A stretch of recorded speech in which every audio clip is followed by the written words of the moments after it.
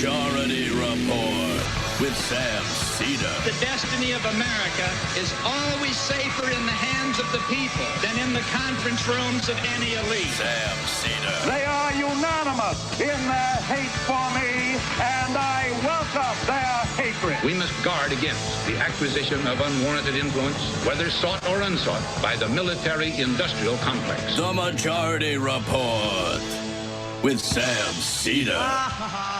Ever get the feeling you've been cheated?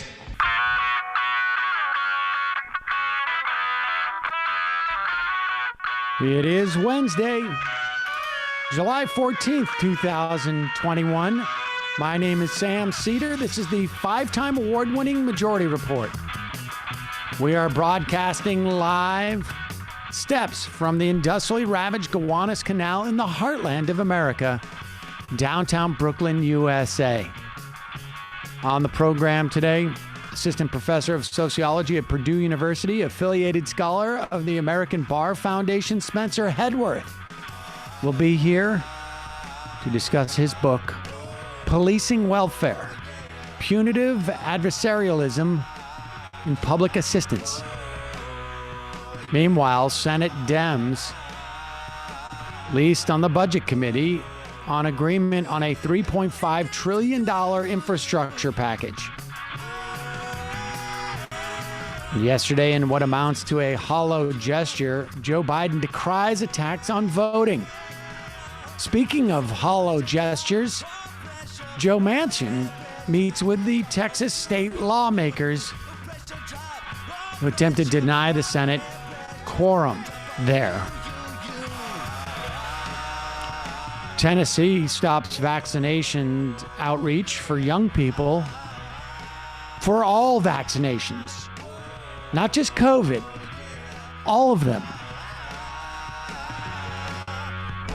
Meanwhile, Missouri and Arkansas, COVID cases surge. Fourth Circuit Federal Court says the right to bear arms now applies to under 21-year-olds, presumably just 18 and 20-year-olds, but I mean, who knows? Chuck Schumer to propose federal decriminalization of weed. California Democrat Zoe Lofgren attacks Democratic antitrust legislation behind closed doors, reminding members of the vast sums of money she raises from big tech. Maybe not such a compelling argument. Texas sued over its anti-abortion vigilante law. And Bill de Blasio plans to move New York unhoused from COVID-safe hotels to group homes.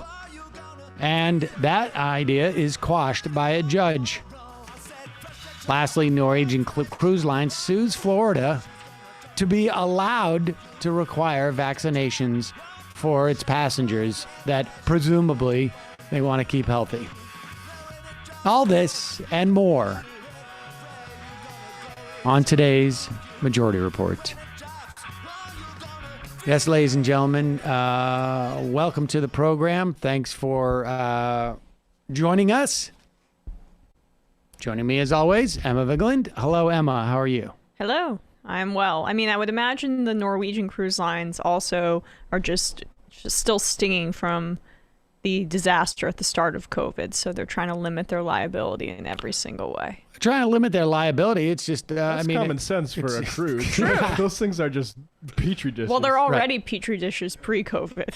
One wonders if Florida is going to pass a law saying that you need to, you cannot fight the norovirus on the cruises as well. Right. Everyone needs to have E. coli if you're going on Norwegian cruises. But it's also an illustration that, and frankly, I believe that the government has a right to tell businesses what they can and cannot do. But it does show, I think, that the questions of, so-called vaccine passports or the notion that it was the lockdowns that were inhibiting businesses fundamentally is simply not the case. The majority of people in this country, maybe just barely, but the majority of people in this country believe that COVID is real and believe the data that shows unequivocally that the vaccine gives you some instances, relative to hospitalization or death, massive protection from getting infected. And they don't want to go into public spaces, particularly closed-in public spaces, unless people have taken full precautions. And, I think what's really astonishing about this dynamic, I think you've got to be a lunatic at this point to not want the vaccine, but people have the right to be a lunatic. But the resent and the anger and the righteousness from people who still maintain that COVID is fake, you don't need to take any precautions, that somehow it's offensive, the idea that a business would say, we just want everybody vaccinated because that's our business is sort of predicated on people feeling safe. Well, now they care about discrimination, conservatives. Right. Right. When it's a public health issue. But it is demented, and it is going to lead to not just horrible outcomes in the context of COVID. I think we're already starting to see the broad contours of where this might lead in terms of, not just in terms of social cohesion, but in terms of social health. The implications of this could resonate in a way that I think many people had not contemplated. Certainly I hadn't contemplated the implications of where this could lead years down the road. So not just in terms of temporally, but also in terms of like across the board on what it's going to do to things like public health.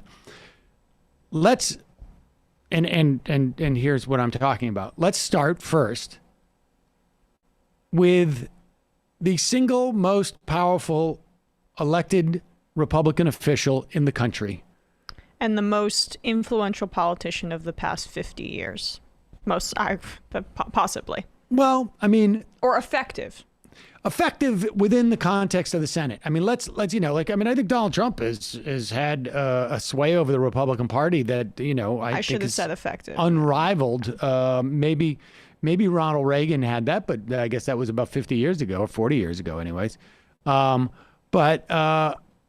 Mitch McConnell, the one thing you can say is he really, really has control over his caucus in the Senate. That's the one thing you could say about the guy. Right. All the nasty things. And there's only one person, I think, who doesn't think that he does. And it's only in this one circumstance. And that person's name is Mitch McConnell. And it's in this circumstance. How many times you all have heard me say this, but I'm a huge fan of vaccinations. As a polio victim myself when I was young, I've studied that disease. It took 70 years to come up with 2 vaccines that finally ended the polio threat. As a result of Operation Warp Speed, not 1, not 2, but 3 highly effective vaccines. And so I'm perplexed by the difficulty we have in finishing the job. If you're a football fan, we're in the red zone, but we're not in the end zone yet, and we need to keep preaching that getting the vaccine is important. Nobody knows more about that than Senator Blunt. I don't know if you want to add anything, Roy, to what I've said here, but we need to finish the job, and part of it is just convincing the American people of the importance of doing this. Everyone who knows this subject says that if you get the disease again, chances are pretty good you're not going to die from it if you get vaccinated. So I don't know how many times we have to keep saying it, But for myself, I intend to keep saying it over and over and over again. Roy? Okay. Now, first off, kudos to Mitch McConnell for acknowledging the role that government can play in the development of vaccines, particularly in this day and age. Sounds like socialism, but I don't know. There's a huge amount, I would say, to Mitch McConnell that the government can do if we decide that we want to. And so I appreciate him acknowledging that. But imagine being perplexed.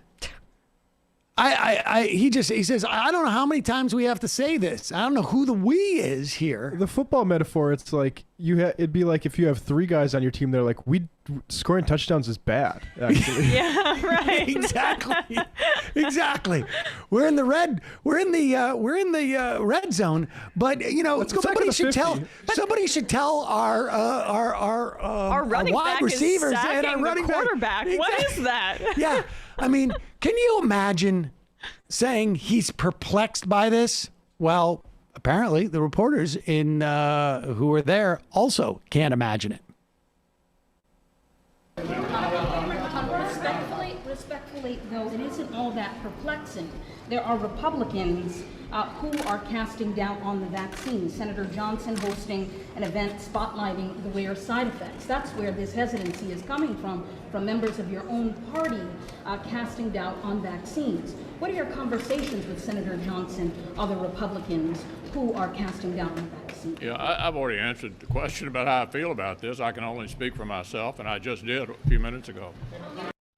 Oh, you can only speak for yourself. That's a first. I mean, if he's only speaking for himself, I have a question.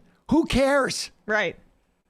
Who cares? He might as well be giving like a review of a TV show he saw last night. Gobbledygook. If you're not going to wield your power, which you love to do. I mean, he's the Tywin Lannister of the Senate to use. Why don't they just go and find a staffer to give that press conference? If it doesn't matter that he's the leader of the Senate, of the Republicans in the Senate, and it's completely irrelevant that he is making football metaphors. We get the team, all the teams here. I'm the coach. I'm the quarterback. And I'm not going to say anything to the running back who's decided to he's waiting to just kick a, I don't know. He's just like jogging down the other. He gets the handoff and he sits down. Yeah, he's like, he decides to throw the ball out of bounds or something. And this is the Democrats should be pounding on this.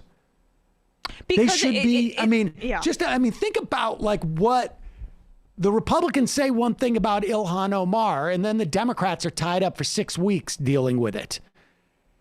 The Democrats, they failed to do this with Mitch McConnell when it came to Donald Trump.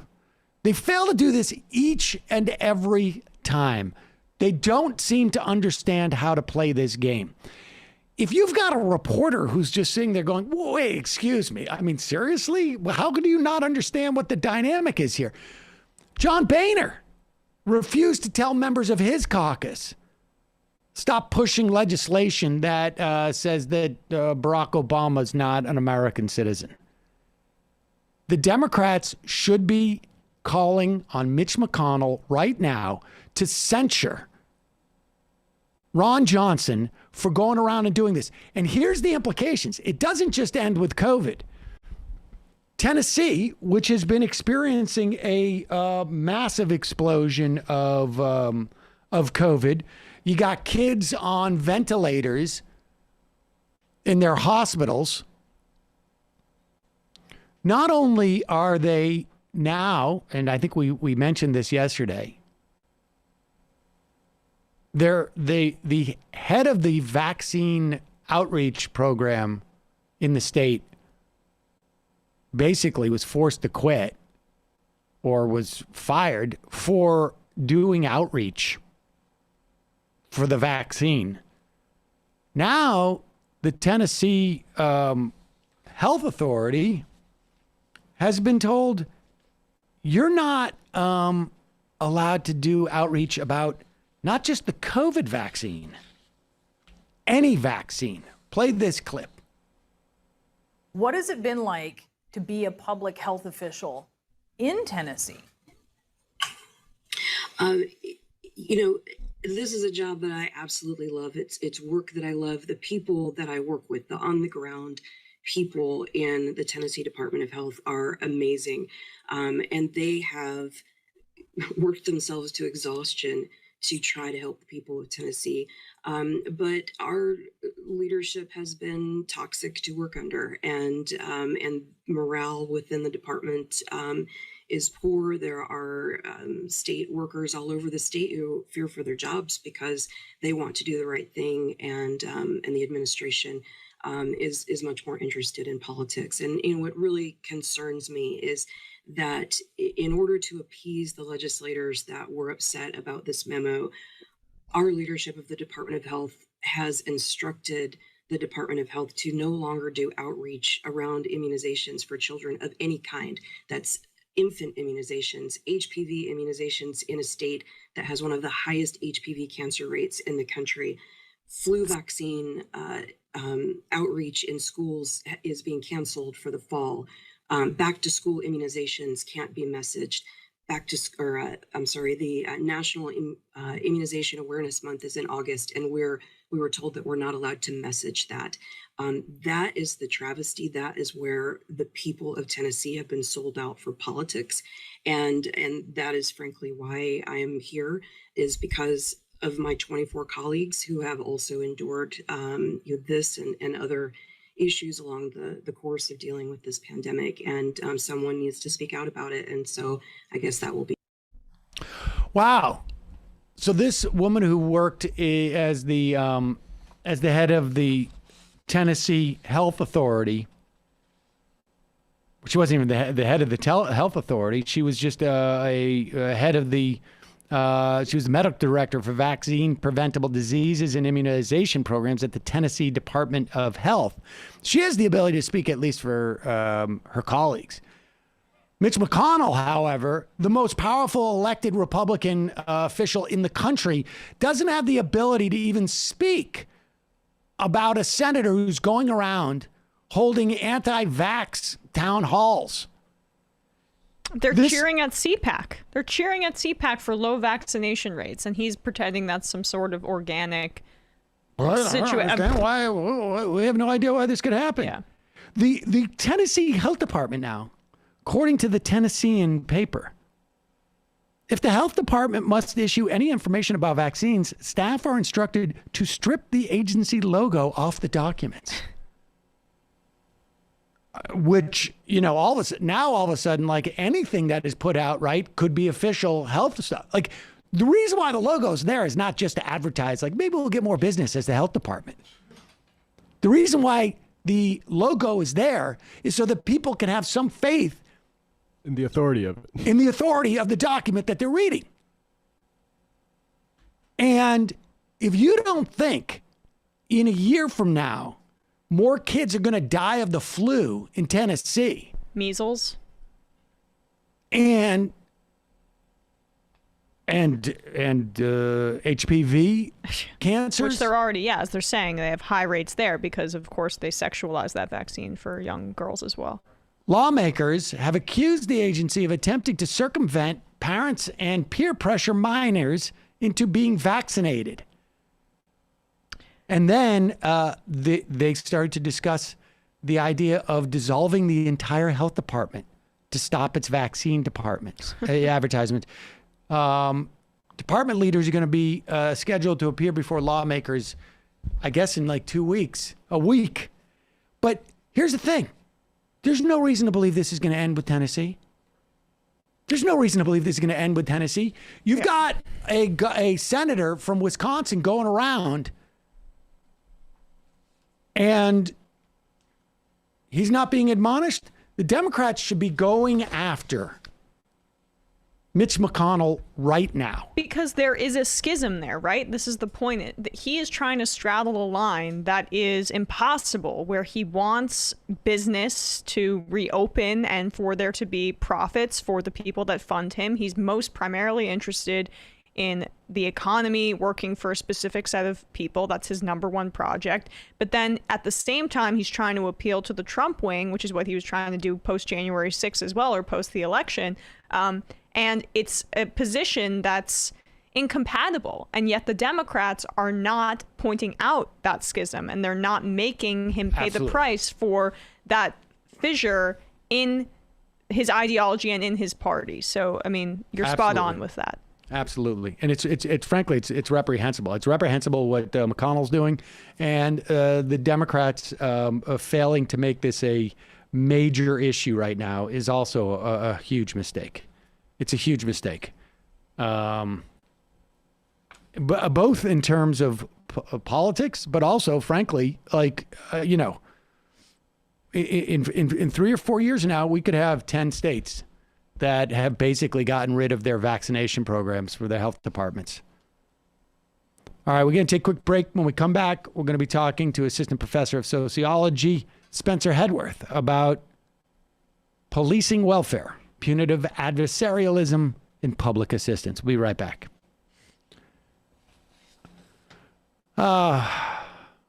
Speaking of doctors,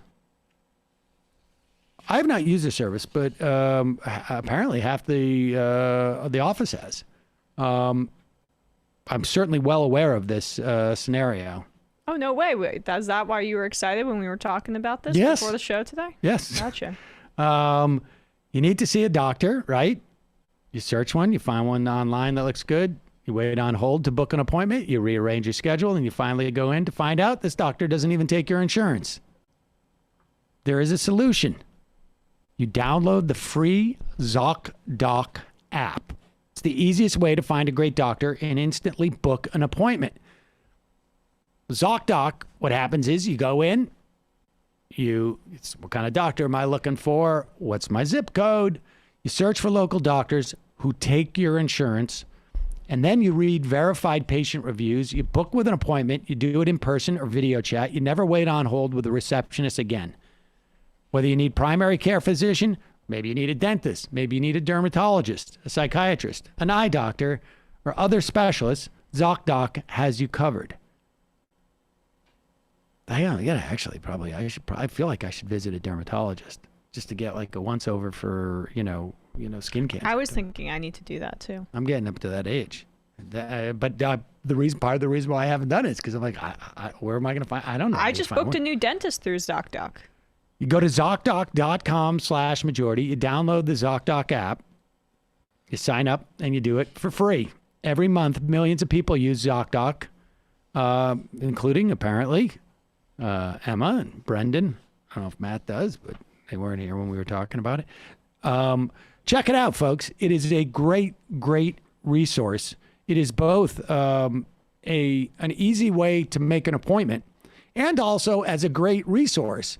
A lot of times you just go online, you look for a doctor, you don't know anything about them. This, you could actually compare doctors. Check it out. ZocDoc makes healthcare easy. Now is the time to prioritize your health. Go to ZocDoc.com/majority. Download the ZocDoc app for free and book a top-rated doctor. Many are available as soon as today. That's ZocDoc, ZocDoc.com/majority. Also, today's program sponsored by the same people who provided me with half my breakfast this morning. Healthy breakfast does not have to be boring.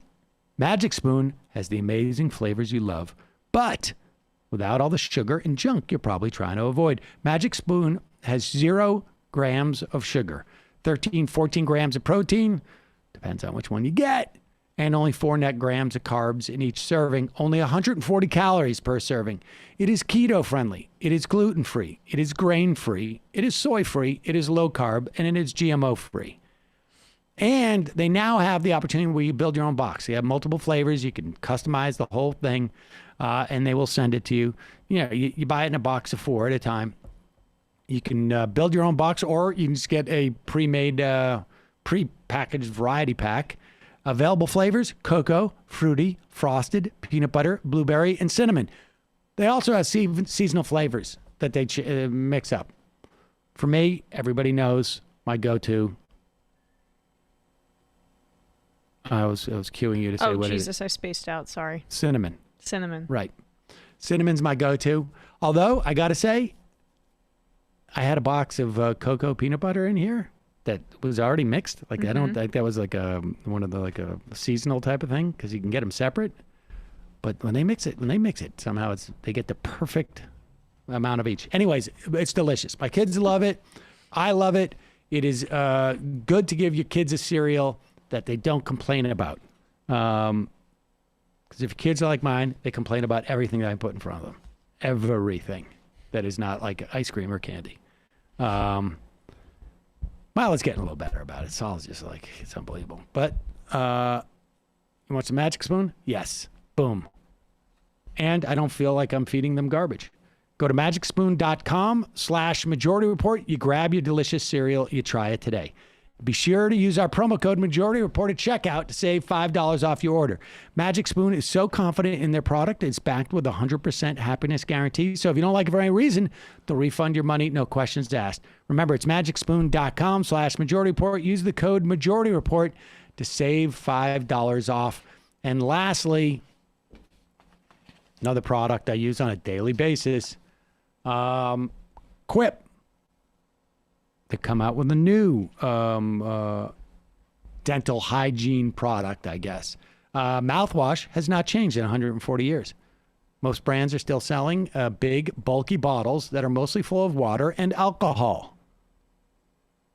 That's why the oral care experts at Quip created a mouthwash that gives you more of the ingredients you need and that comes in an eco-friendly refill bottle that's 100% recyclable. Now, you know Quip. They make the electric toothbrush and the floss that I talk about relentlessly, and also Love the that gum. Flosser, yeah. The flosser I is just unbelievable. I can't get over it. I mean, Saul and I literally played with it for like 20 minutes the other night because I think it's just an amazing. I think it's and it also saves. It's environmental, right? Oh yes. There's none of the plastic holders you throw out. Exactly. I'm very helpful. The 4 times concentrate mouthwash has fluoride, xylitol, and CPC, but they left out the artificial colors and the stinging alcohol you'll find in a lot of the other rinses. And with a customizable subscription, you can get refills automatically delivered straight to your door every 3 months. Quip's refill bottles are made from 100% recyclable plastic. Mouthwash is the perfect finishing touch to a complete oral care routine. You pair it with a Quip electric toothbrush. For adults and kids, they have 2 different sizes. Refillable flossers, Quip's great tasting, good for you gum that can help keep your teeth clean between brushings. I carry my little thing around all the time. It's like a little bit of like, what do you call it? I can't remember what it is. But Quip is just a great design company, and they have made oral care easy and eco-friendly. And if you go to getquip.com/majority5 right now, you get $5 off a Mouthwash Starter Kit. That's $5 off the Mouthwash Starter Kit, which includes a refillable dispenser, a 90-day dose supply of Quip's 4 times concentrated formula at getquip.com/majority5. That's spelled getquip.com/majority5, number 5. Quip, the Good Habits Company. Okay. Want to welcome to the program Assistant Professor of Sociology at Purdue University, affiliated scholar at the American Bar Foundation, Spencer Headworth. He has written a book, Policing Welfare, Punitive Adversarialism in Public Assistance. Spencer, I'm here with Emma Vigeland. Welcome to the program. Hi, thanks very much for having me. It's a pleasure to be here. So, all right, let's just start with before we get to the policing of welfare. What constitutes welfare in this country? And that's not. I mean that and I guess there's a little bit of controversy as to what really constitutes welfare. But let's talk about lay out first what is welfare. I think in a comprehensive understanding of what welfare is, it includes a host of government programs that are intended to help people in various ways. And in recent years, tax credits have risen to the fore as a mechanism of welfare provision, although a mechanism of welfare provision that's overwhelmingly directed toward people who work for pay. But for the purposes of the book and for the purposes, I think, of general understanding, I treat welfare as TANF, Temporary Assistance for Needy Families, to a certain degree, and primarily SNAP. Since the 1996 welfare reform, TANF as a share of public assistance spending has declined significantly, and SNAP, the Supplemental Nutrition Assistance Program, formerly known as food stamps, has taken up a lot of the slack, if you will, and grown to be a much larger program, helping many more people. So the focus of the book is on those two programs, especially SNAP, but understanding welfare as a phenomenon, I think, is to most appropriately should include a whole host of other things intended to help people in various ways. But in the context of the cultural and I think, political and ideological relationship towards welfare recipients, the idea of whether you are receiving assistance based upon the fact that you're working or not seems to be really important here too. And in terms of what you write, in terms of like the age and the difference between whether you're a deserving welfare recipient or an undeserving welfare recipient. Just talk about that so that we get like a sort of a good sense of what we're talking about here.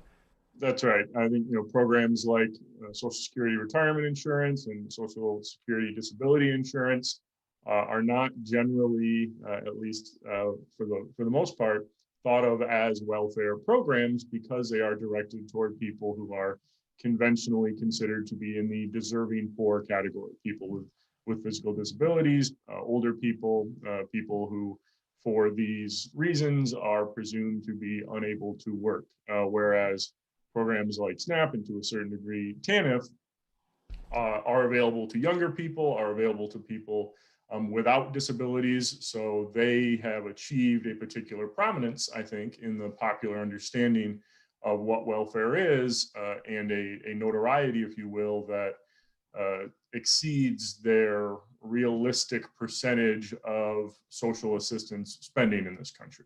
They're much smaller than these other programs that are, Medicare and Social Security retirement insurance that are directed to older people, but they have an outsized presence in the popular imaginary and in political demagoguery.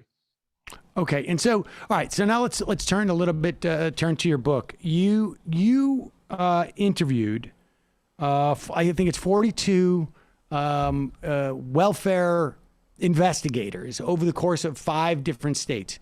Just outline for us, what, broadly speaking, in that way, like what your approach was and how you wanted to look at this topic, because this is not from the perspective necessarily of welfare recipients.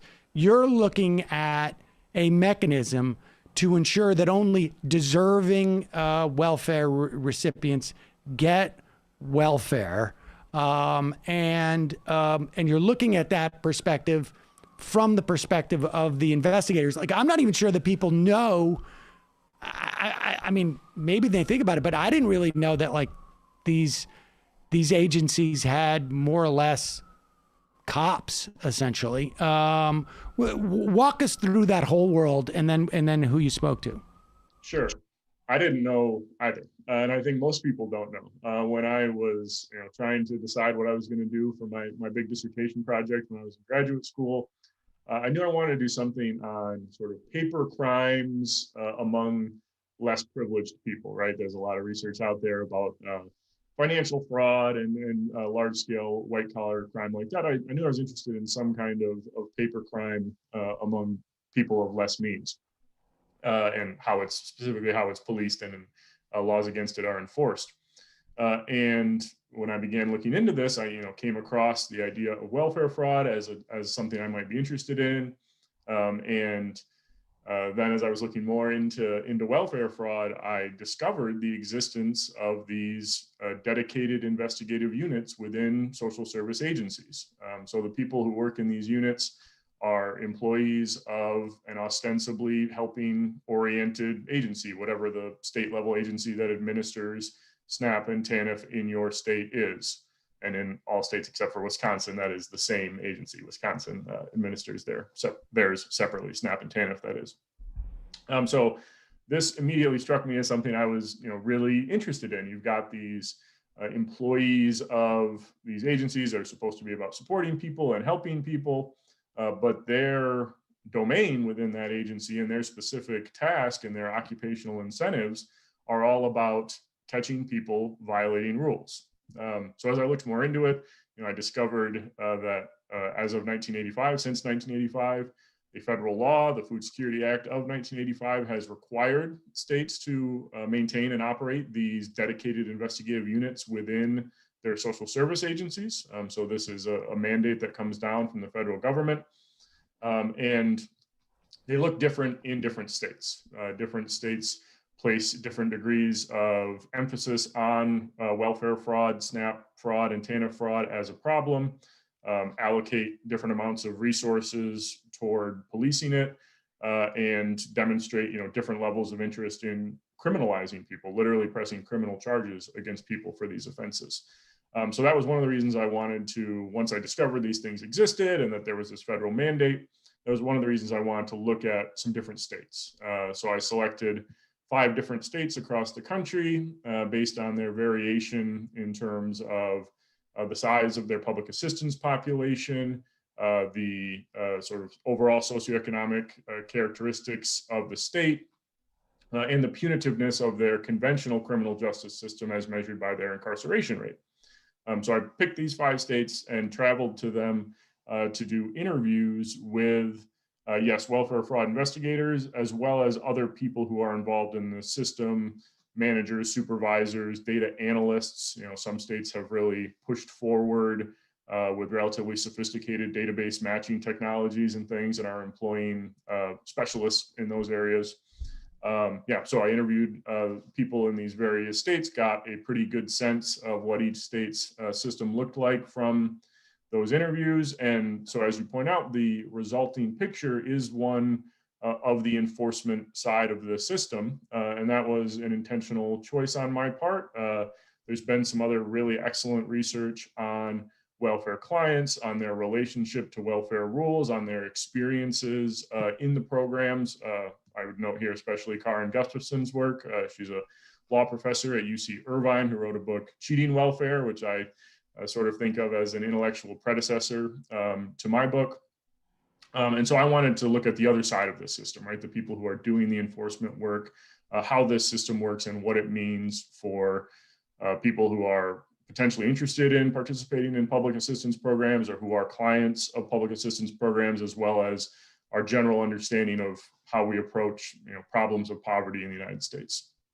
What I think is fascinating about your work is it is both you're studying something that is both a reflection of an attitude that has real and political importance in terms of what material benefits the state, and by the state I don't mean even like a specific states. I'm talking about our government provides for its citizenry on one hand. On the other hand, it also functions as a mechanism to basically limit. It's like almost like a self-perpetuating type of machine here, because it also it materially limits people's involvement in these programs. It also has it reinforces the cultural catalyst for the existence of these things, right? I mean, and so how much, and then I want to go into some of the details as to what they do, because what they do is really, I think, far more oppressive than people would imagine. And then ultimately, by any measure other than the ones that we just talked about in terms of propaganda value, it seems to me, is a useless endeavor. Just on a sheer dollar for dollar basis, particularly when you compare it to like, for every dollar you get, you put into the IRS. But let's just start with this. Like, I'm just curious, did you find a correlation between carceral rates and the intensity of the investigation of welfare people, A, and B, was there a correlation between, for lack of a better term, blue or red state, one that has, at least some ostensibly less hostility to the idea of government providing services, and the way that people who use these services are policed? Yeah, so a number of great points there.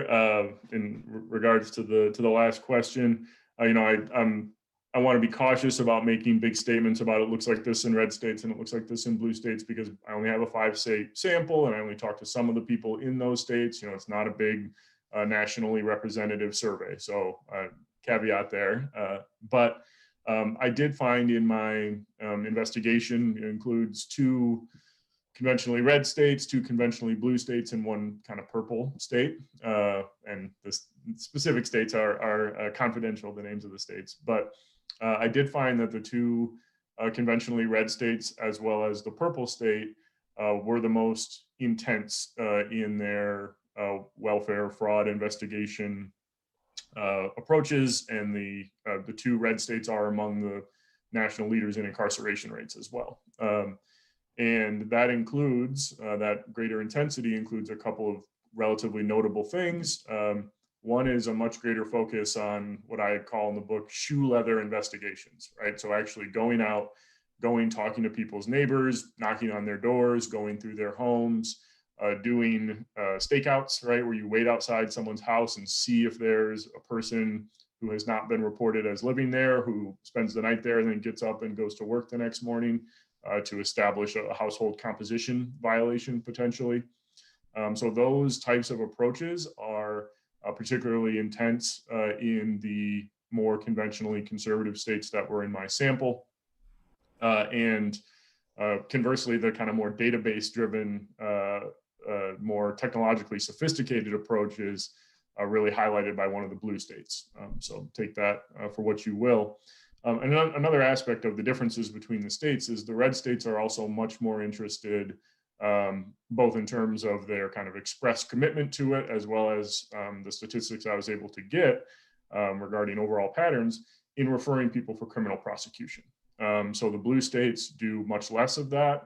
Rarely will they try to refer someone for criminal prosecution. The red states are much more zealous about saying, we're going to investigate this case, we're going to put together our portfolio on this person, what happened here, and send it to the district attorney's office and ask them to prosecute it. One of the states includes in their welfare fraud system sworn peace officers, people who carry guns and go undercover and go into places like homeless shelters and particular neighborhoods they've identified as problem areas, in attempting to catch people engaged in what they call SNAP trafficking, which is exchanging an EBT card with SNAP benefits for cash or some type of goods, right? So that more conventionally criminal justice focused type of approach is more common in my, again, limited sample in the red states. Well, talk about the system of just essentially snitching or tips, right? Where what kind of, I know this is you're focused more on the data here, but I'm just curious about the intended effect of having a system where people are incentivized to essentially rat out if they know anybody who is by subjective standards not appropriately receiving welfare benefits, and just like what that says overall about the enforcement system that you researched. Sure. As you know, Emma, this is not something that I spend a lot of time on in the book. It is something that I wrote about in an article that came out a couple years ago in the American Sociological Review. So if you're interested in that, that article would be the main place to look. It's called Getting to Know You, Welfare Fraud Investigation and the Appropriation of Social Ties. And in that article, and a little bit in the book, but primarily in the article, I talk about how these welfare fraud investigators use people's social networks to get incriminating information about them. And they do that a couple of different ways. One is a sort of a proactive avenue on the part of the investigators, where they actively go out to people's neighborhoods, knock on doors, and ask your neighbor, like, do you know what's going on in that house over there, right? Do you know who lives there? Do you know if they work? These types of things, right? And then there's a more passive avenue on the part of the investigators, but one that they describe as nevertheless quite effective, which are welfare fraud hotlines, tip lines, online reporting systems, phone numbers you can call actively seeking to incriminate someone else. So instead of them seeking you out for information, you're seeking out enforcement authorities. And through those avenues, they say, the welfare fraud investigators say, a lot of the reports that they get are people who are mad about something else, right? It's someone who is mad because their neighbor kept them up with their dogs barking, or they, have a disagreement over unpaid child support, or whatever the nature of the personal beef might be. And then that gets translated into using this apparatus of state control as a mechanism for, engaging in interpersonal warfare, right? Interpersonal disputes. So their eagerness to use these types of snitches, if you will, is, I think, a testament to the fact that they are outcome oriented, right? The welfare fraud investigators they have quotas. They have a certain number of investigations they need to complete every month or every quarter. And they are strongly incentivized both by their superiors within state government and by the federal government financially to substantiate as many cases of fraud as they can. So wherever they think they can get incriminating information, they're on board. And people who live in the neighborhood, people with personal connections to clients or applicants, are valuable sources of information, right? They know things that would take an investigator potentially a while to figure out, like how often so-and-so sleeps at that house. And there are reasons that they are also skeptical of these types of reports. So they don't just, take things that people tell them at face value. There are leads that then get followed up on and substantiated further. But with this capacity to provide access to information that is generally not going to be available to an outsider, like a welfare fraud investigator, these types of reports from people in clients' lives are really valuable.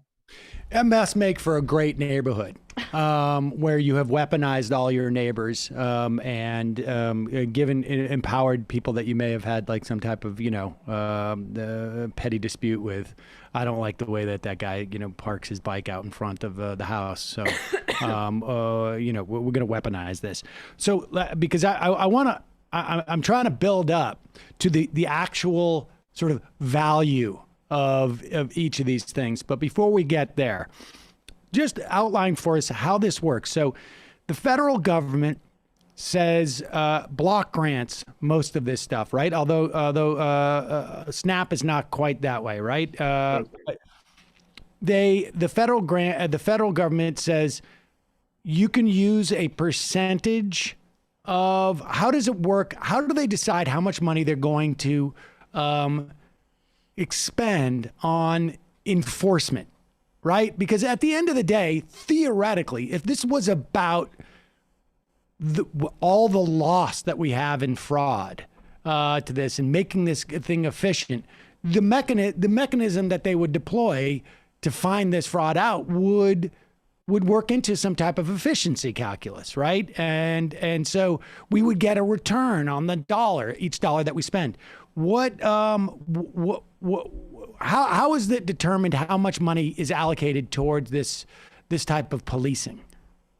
It's largely up to the states. So the federal government has their own types of enterprises where they're engaged in their own separate stuff, right? So the United States Department of Agriculture, which runs the SNAP program, specifically Food and Nutrition Services within the USDA, they have their own unit that's focused on retailers, so stores that are believed to be participating in SNAP trafficking, allowing people to exchange cards for cash, those types of things. The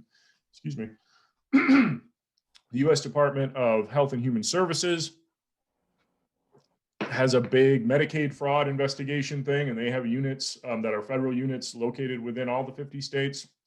So they do their own stuff, right? But in terms of what happened, that's not the client that they're looking at now, right? They're looking at the sort of that they're looking at the other end, the provider, essentially, fraud, and that's usually like companies or businesses, and so the point is that when they engage in fraud, they're getting multiple streams of government support.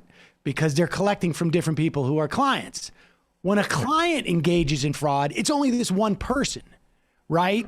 Or this one family, and they only have control, if you will, of a very limited amount of money. Like when we're talking about a welfare recipient, whether it's TAMP or whether it's food stamps, what's the biggest amount of money on a monthly basis this person could be in control of, I guess? A few $100s. So the average SNAP recipient during the period I was collecting data was getting about $146 a month. And you can, up that with a larger household, but we're not talking about thousands of dollars a month, right? At the client level. So, so these states are deploying people to surveil, to sit outside and do a stakeout to see if these people are abusing their $140 a month payment. Seems like a good use of resources. Yeah, if these surveillors are getting like 3 cents an hour. Yeah. So, I mean, to get to the question you were building to, Sam, they don't go out of their way. Excuse me. They don't go out of their way. It's allergy season still, I guess. Always. To advertise what the average return on investment is, but you can calculate it via available numbers, and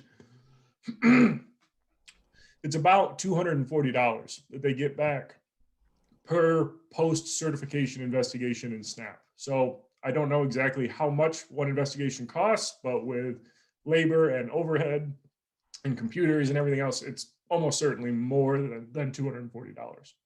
So their average recovery is $240, and I'm trying to think like how it's not. I mean, it seems impossible that you could be investing so little money in recovering that $240, that this is a net positive, right? I mean, the point being that ultimately, it's one thing to say like the estimates for the IRS are somewhere between, and these estimates are coming from the IRS. I mean, they have hard data on this. You've got, so I think it's 6 or 7 to 1. For every $1 you spend on IRS enforcement, you get $7 back.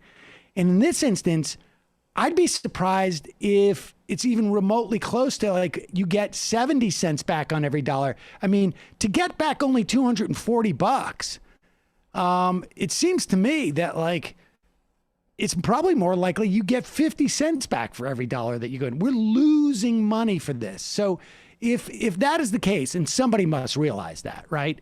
I mean, they could argue, well, it keeps people off the rolls because it makes it so onerous that it's a miserable experience.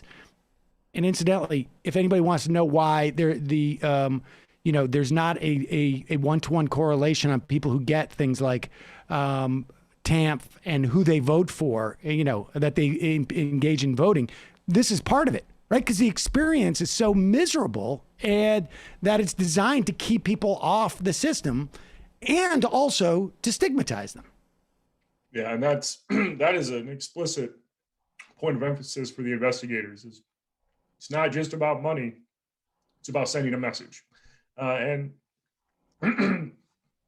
making it less comfortable to participate, and getting people kicked off. Because when you are found to have committed an intentional program violation, you get suspended for a year. A second one, you get suspended for 2 years. A third one, you're disqualified permanently from ever participating in the program again. So that is a big part of the calculus for them explicitly. And it's not one that an easy dollars and cents calculation lends itself to, because you are doing symbolic stuff that is hard to measure. And you're also removing people from the program where it's unclear how much they would have cost in the future. And when these agencies calculate what they call cost avoidance, they are, I think, fairly aggressive in their estimations of how much someone would have participated in the future before being suspended or disqualified. I mean, we know from lots of research that people participate intermittently. They don't participate consistently. They're on, they're off, they're working, they're not.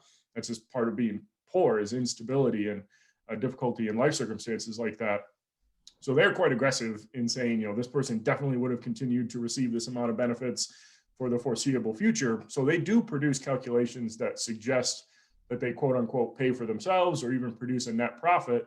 But again, those calculations are based on largely unknowable and usually overly, in my opinion, overly aggressively estimated figures on how much someone would have continued to draw out of the program had they not been disqualified or suspended. Right. I mean, these investigators have quite a vested interest in the idea that they're saving a ton of money for people. But I mean, again, with $150 a month in let's say SNAP benefits, I mean, it would take a couple of years before you get up to like, $3,000. And so it really is stunning to me. Let's just talk a little bit. We just have a couple of minutes left here of the history of this. 85, it obviously, this provision came in during the Reagan years. I remember Ronald Reagan talking about the welfare queens and, paying for lobster with their food stamps type of situation.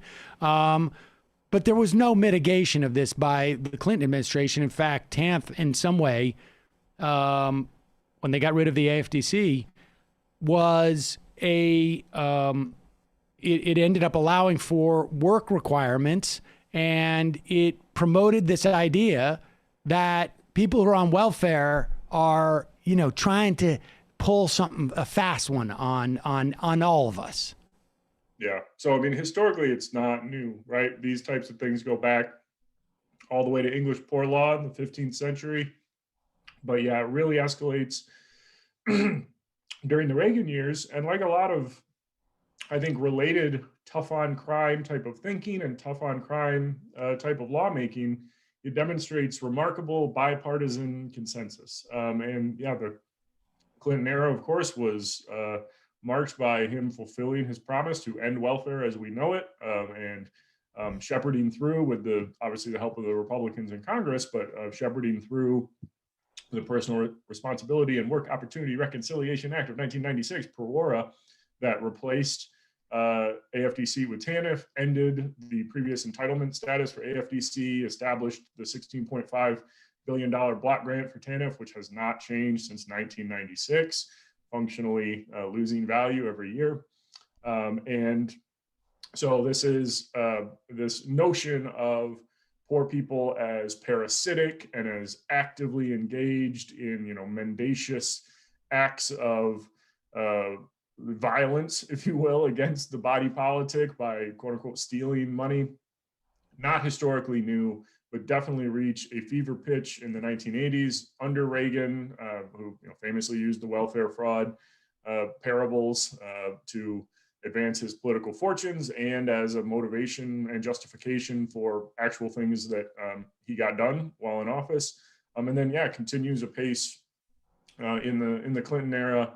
And it's, I think, had ebbs and flows since then, but this general consensus of welfare fraud is a big problem and we need to be very active in going after it, that has not really faded as a national political matter. And when you look at things like carceral rates and you look at all of this stuff tracks on some level, right? I mean, and it seems to perpetuate itself. One lends credence to the other, et cetera, it seems. We just in this infrastructure bill, hopefully, it was certainly when the COVID relief, there was a $300 tax credit for folks with children. And really all you need to have is children. You don't need to, I mean, there's a cutoff. I think it's like $112,000 for an individual, $150,000 for a couple, which basically encompasses the vast majority of Americans. It's with kids. So there's that requirement. And obviously it's tax credit. So there's an employment element to this too. But that type of mechanism where like, what has anybody done any studies of like, you know what if we didn't have all the requirements that it takes? Like you just come in and you say, answer these 3 questions and you get your $142 a month or whatever it is. Maybe, you know, for a larger family, it's a little bit bigger. Well, has anybody done any estimates as to sort of like, would that really cost more or would it cost less? Right? I mean, the mechanism to create efficiency seems to be incredibly inefficient and stigmatizing. Yeah. So economists have looked at this. I'm not an economist, so I don't want to speak for their field. I believe there is also some disunity there, but there are certainly people who say that, universal basic income would be cheaper. You would certainly, as you point out, avoid all these administrative costs. You would avoid stigmatization. You would avoid putting people in cycles that just lead to further immiseration and lack of capacity to create financial self-sufficiency, right? Having a welfare fraud charge on your record is just another thing that's going to make it harder for you to get on solid financial footing and, advance your financial fortunes, maybe, aspire to upward social mobility. And that's particularly the case when these things become not just administrative matters, but criminal matters, right? When you get to the point of giving someone an entry or another entry on a criminal record, you're making it that much harder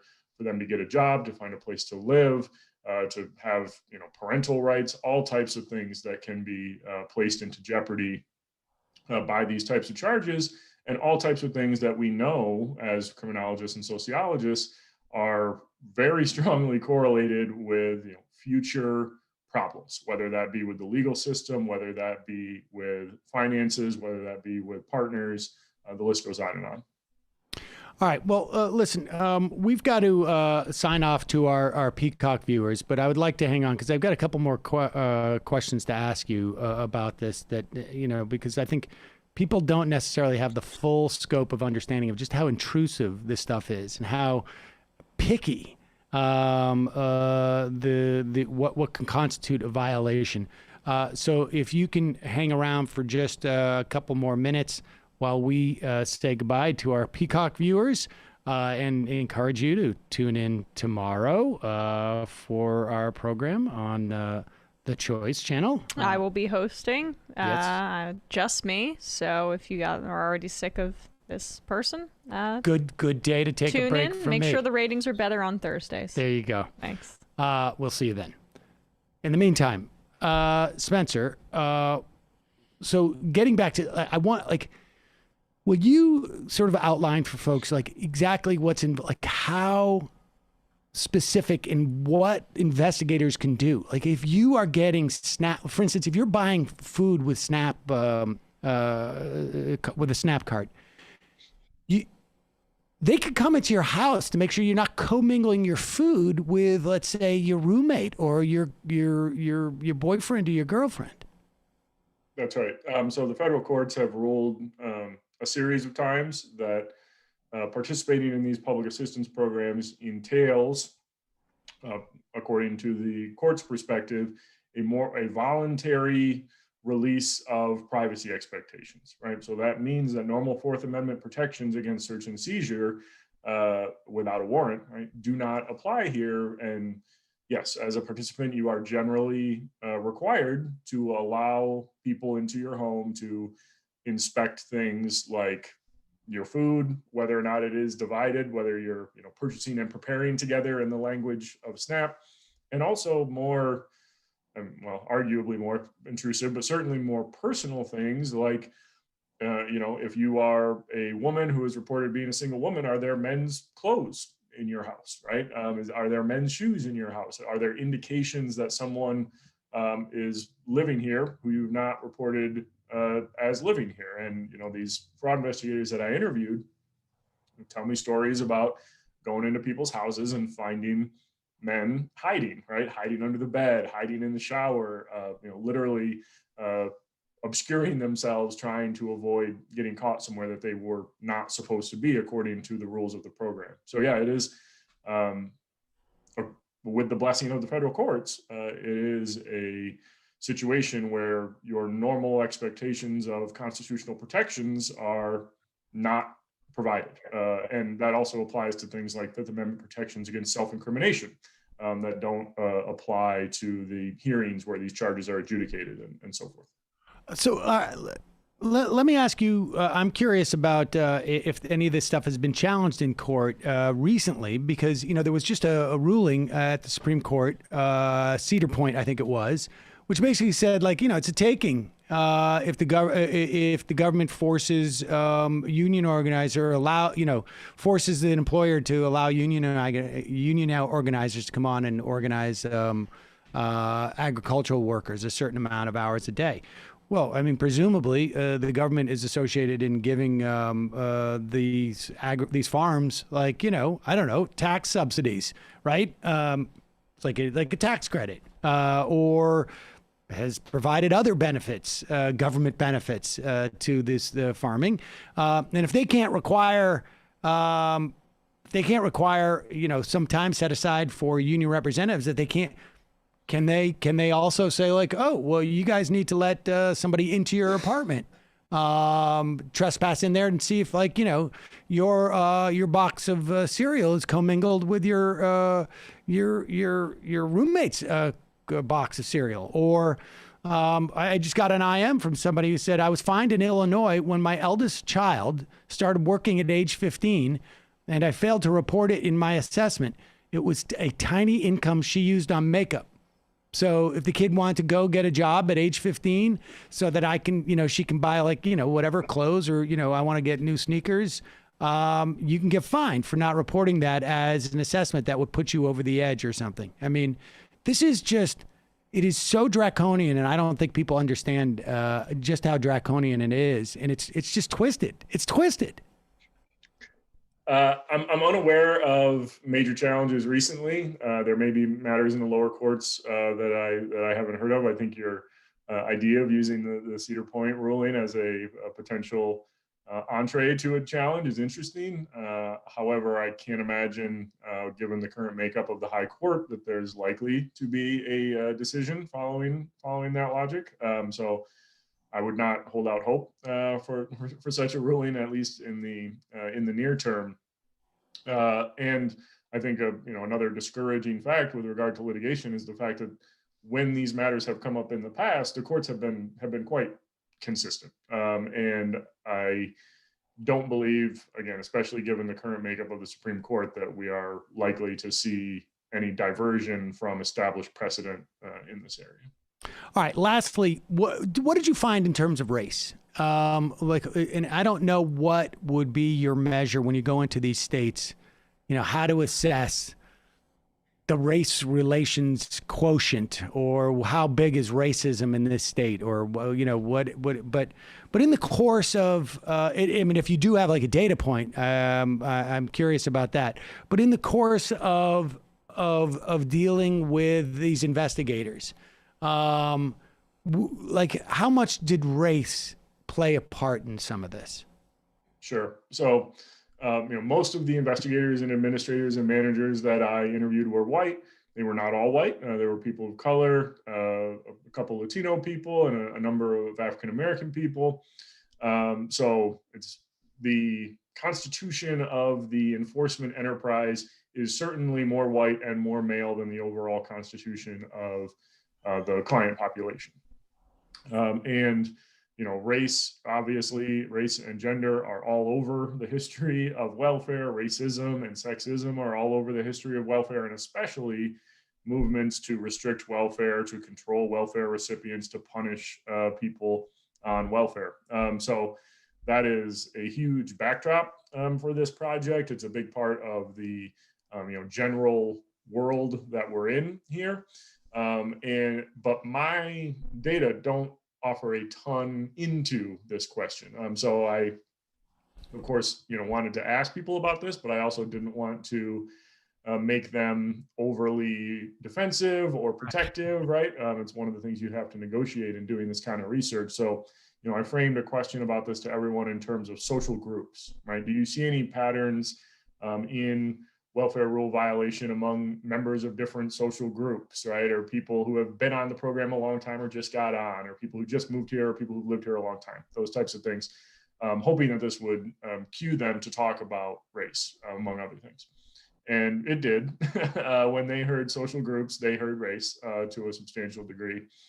And what I got out of them on this question was a quite uniform commitment to colorblind ideology, to the idea that, it's not about race, that what we do is, uniform. And a lot of people went out of their way, I think, to raise the fact that they see lots of people of all types of different backgrounds committing welfare fraud, that it's not just people from this group or that group. A number of investigators went out of their way to say that other people think that, it's all Black people that are committing welfare fraud or something like that. And that's not the case. That's not what they see. It just matters where you're working, what the local population there looks like, and so forth. So that's the general tenor of their response on this. I did have a handful of people who were making statements that were, racially coded, talking about welfare clients who are going to get their nails done, which I, take as a racially coded thing. One white interviewee definitely adopted like a stereotypically African-American style of speech when she was impersonating a client to me. Some of these types of things, but overall, the general finding on race from my interviews was that they are quite steadfast in saying that race is not a factor in what they do. They just it is, to the extent that they had any predisposition, it was maybe class based. I mean, did any of them go like, the vast majority of people that we deal with are are trying to, just to get by, and are really deserving of this, or I don't even know what that concept means. I mean, were they like that, or was it, I mean, I've had some experience in interaction with police, and their perspective on the world is a lot darker than your average person. They see a lot of crime, and they perceive that it's, it's as if someone was only watching local news every hour out of the day, and they presume that, there's all sorts of like, the whole world is tragic. But was there that dynamic? Yeah. So one of the things that people varied on quite a bit is their assessment of what clients as a whole look like, how many of them are quote unquote really struggling versus actually comfortable, and especially clients who violate rules. So I got a range of responses when I asked people about, what share of clients who violate rules are really struggling, from, some people saying that, most clients are really struggling, they're just trying to get by, to other people saying most of them are actually comfortable and they're just greedy, right?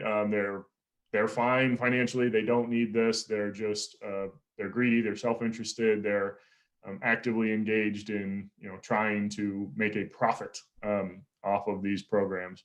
So a lot of variation there, but in general, did that variation correlate at all with the states? Maybe to a certain degree. I think that perspective was perhaps a little more common in the red states. I can say for certain that a couple of the two people who stand out as having sort of the most sociological perspective on the issue in my reckoning, in terms of, these people are in difficult situations, they're doing whatever they can to survive. They both came from East Coast, which is a state in the Northeast that is a blue state. And one of them in particular made just a wonderful point. He was asking me like, what kind of credit card do you have in your wallet? You have a Visa. Okay, so what's the policy on your Visa if your billing statement ends on the last Friday of the month, but it's a leap year, right? And so I didn't say anything. He said, you don't know. Of course you don't know, because you don't read the fine print. You don't know what your rider says. But you can trust that system is organized fairly enough to treat you fairly, right? And that if you make a mistake, it will be handled rationally. But the people who are participating in this program, they don't have that luxury, right? They don't have the ability to just assume that the system will treat them fairly. And then, he went on to note that most of his clients that he deals with are people who, don't know their last name. They don't know when they were born. They've struggled with substance abuse issues for years, if not decades. And to hang this crime on them for a situation that is almost certainly entirely, if not almost entirely, if not entirely outside of their control is twisted, in your words. Spencer Headworth, assistant professor of sociology at Purdue University, author of Policing Welfare, Punitive Adversarialism in Public Assistance. We will put a link to that on our blog. Thanks so much for your time today. I really appreciate it. Thank you for having me. It was a pleasure. All right, folks. A little long today. Just really sort of stunning that I just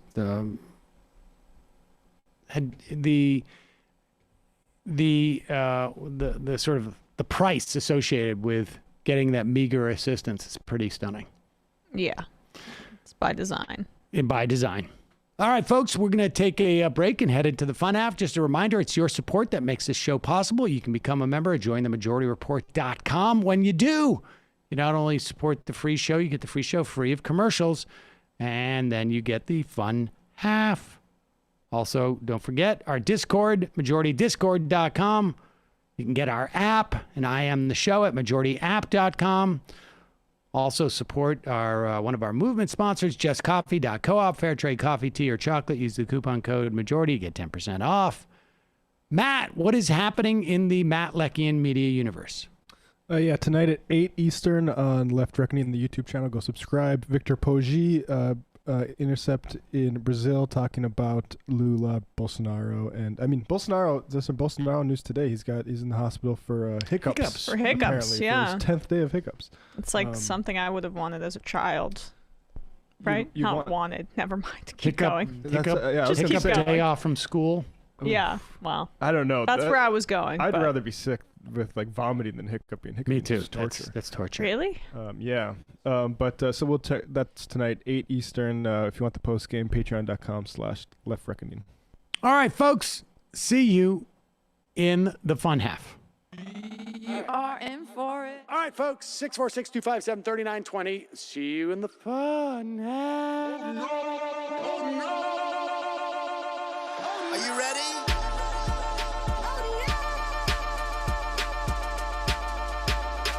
Who sent us this? Alpha males are back. Boy is back. And the alpha males are back. Just as delicious as you could imagine. The alpha males are back. Boy is back. And the alpha males are back. Just want to degrade the white man. Alpha males are back. I take all of it to my throat. Alpha males are back. Snowflake says what? The alpha males are back. You are a madman. And the alpha males are back. Oh no, Sam Seder! What a fucking nightmare! We bring back DJ Danner. Yeah, or a couple of them. Just put them in rotation. DJ Danner. Well, the problem with those is they're like 45 seconds long, so I don't know if they're enough of a break. That's fucking nonsense. See white people doing drugs, they look worse than normal white people, and all white people look disgusting. And the alpha males, psych, fuck them. Snowflake says what?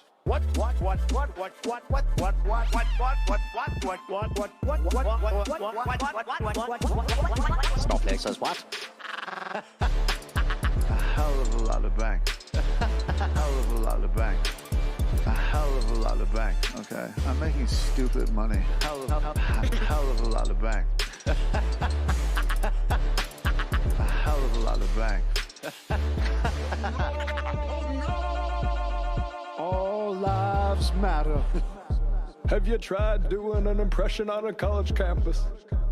I think that there's no reason why reasonable people across the divide can't all agree with this. Psych. And the alpha males are back. back. And the Africans are black, black, black, black, black African. And the alpha males are black, black, black, black, black, black. And the Africans are back, back, back, back. When you see Donald Trump out there, doesn't a little part of you think that America deserves to be taken over by jihadists? Keeping it 100. Can't knock the hustle. Come on, fuck 'em, fuck 'em. Things I do for the bigger game plan. By the way, it's my birthday. Happy birthday to me, Jew boy. I have a thought experiment for you. And the alpha males are back, back. Africans are black, black. Alpha males are black, black. Africans are back, back. Come on. Come on. Come on. Someone needs to pay the price for blasphemy around here. I am a total pussy.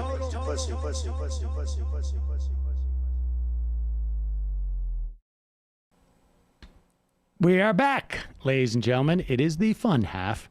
Let us start with this I am from November 28th. Sam, you limp-dicked knucklehead. You look like somebody stuffed an old sock with a half-eaten gummy bears. I can't even express how square you are. You're like the font, Comic Sans, turned into an androgynous cat lady. Anyway, I love the show and wanted to ask how long you're going to tease your new hire. Who is it? Well, we're still going to tease it. I mean, I guess I'm going to make the announcement on Friday, actually, so that there can be a little bit of a, a little bit of a retirement tour. When did you see that Michael Jordan documentary? I did. Like for a year, the guy went around, and it was always this is the second last time he's going to play in this arena. So there'll be some of that. Back on the IM, Brendan H. A few years ago, I called in to argue for men's rights. I spoke to Michael and Matt. I was always very left-leaning, but some of the facts about men's rights issues were swaying me. Talking with Michael and Matt made me step back and look at the movement as a whole rather than cherry-picking the things I was comfortable with. That form of analysis made a big difference for me. Rest in power, Michael. Yeah, we are 6 days away from the anniversary of Michael's death. We don't have anything,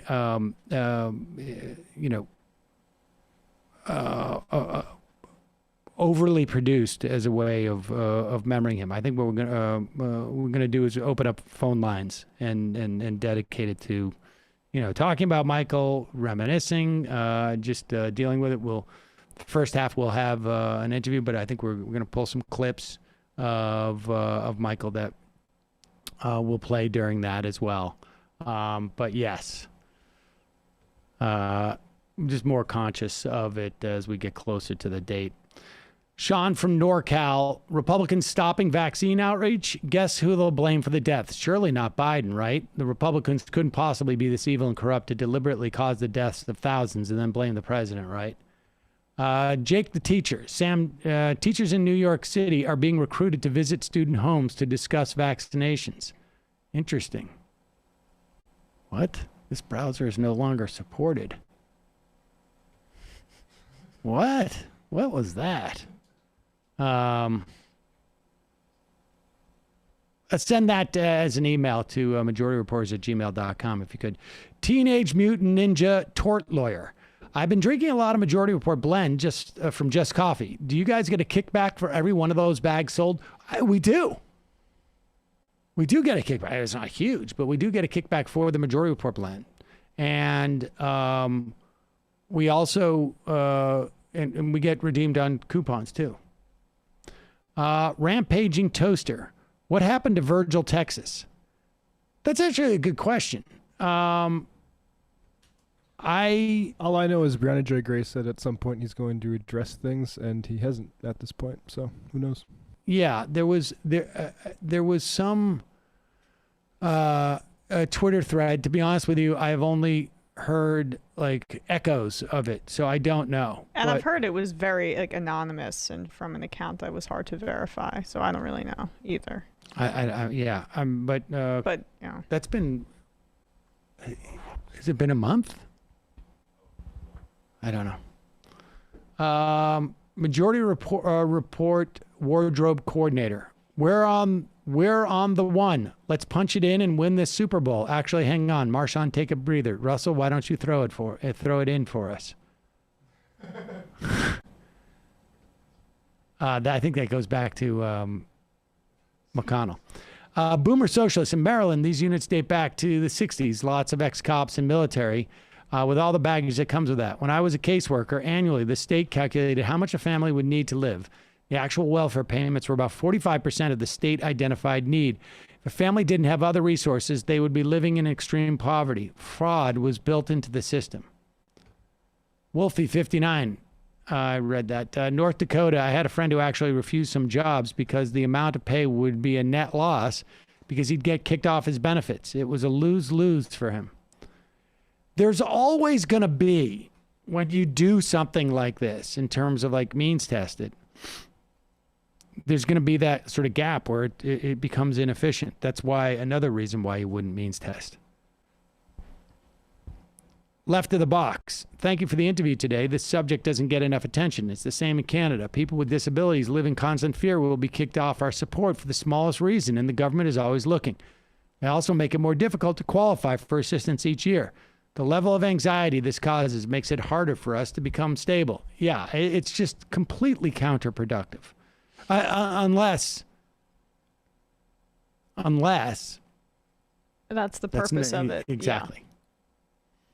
Yeah. Aaron is not cool. I knew someone who would work at these programs who would mock people in the programs they were investigating, and he was skeptical of everyone, and yeah, they thought they were lying and didn't want to work. Also, now I can't hear Bolsarno without the Dave Rubin accent. You've broken my brain. Bolsonaro. Mm-hmm.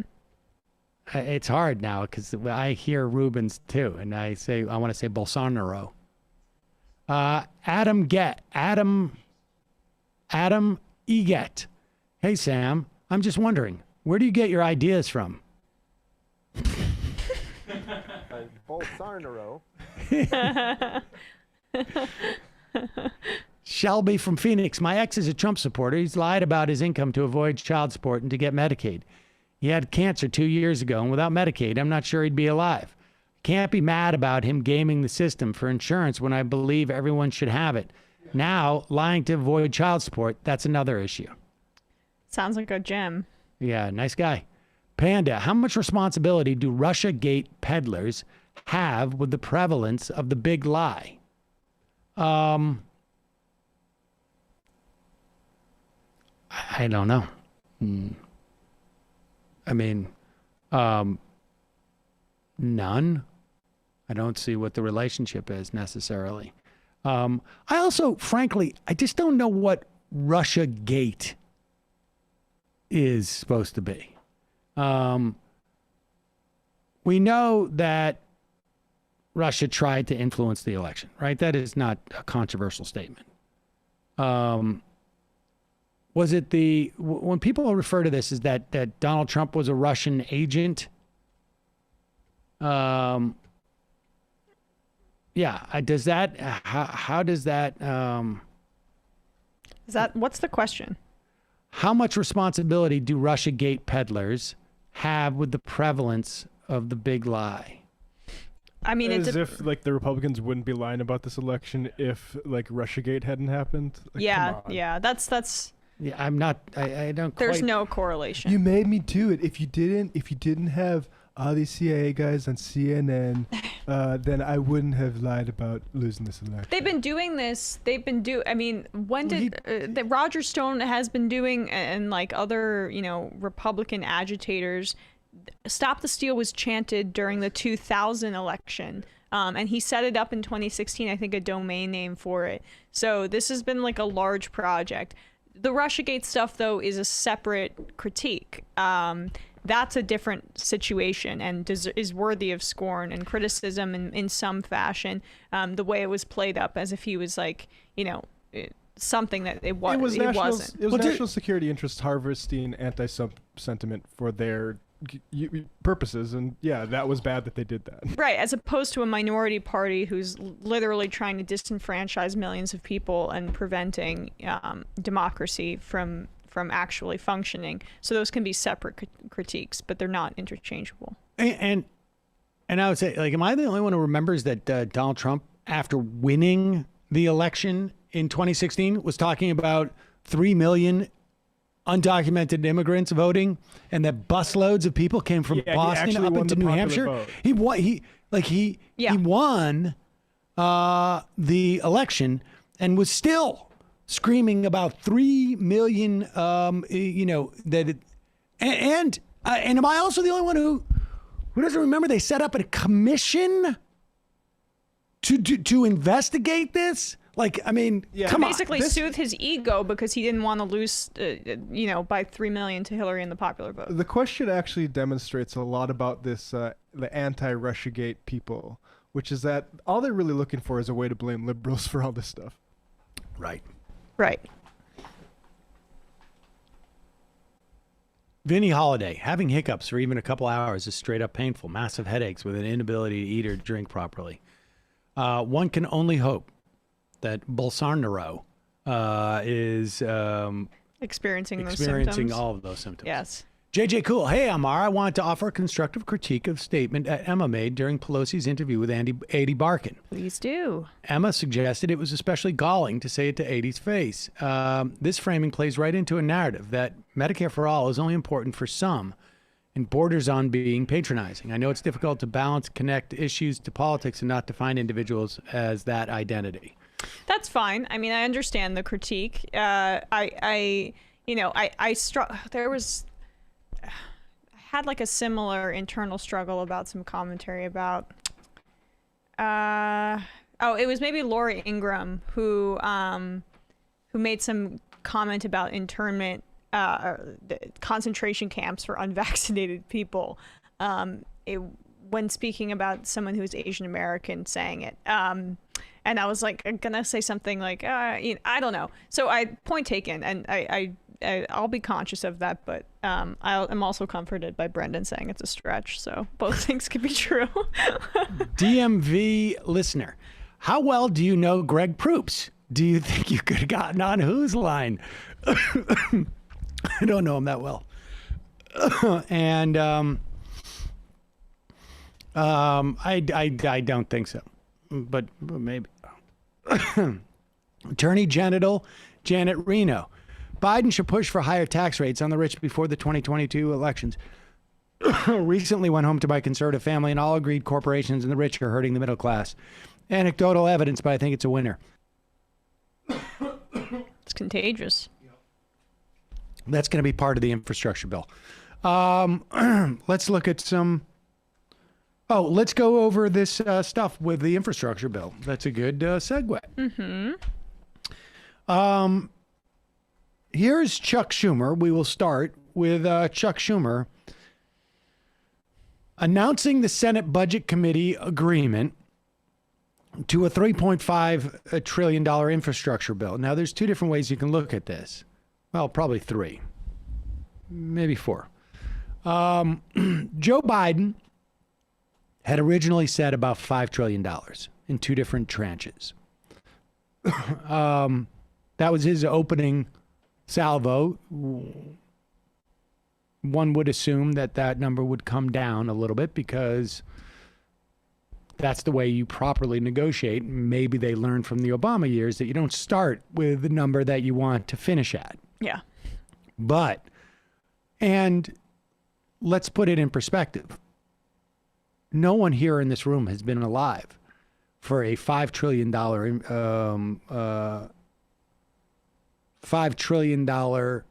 non-military spending.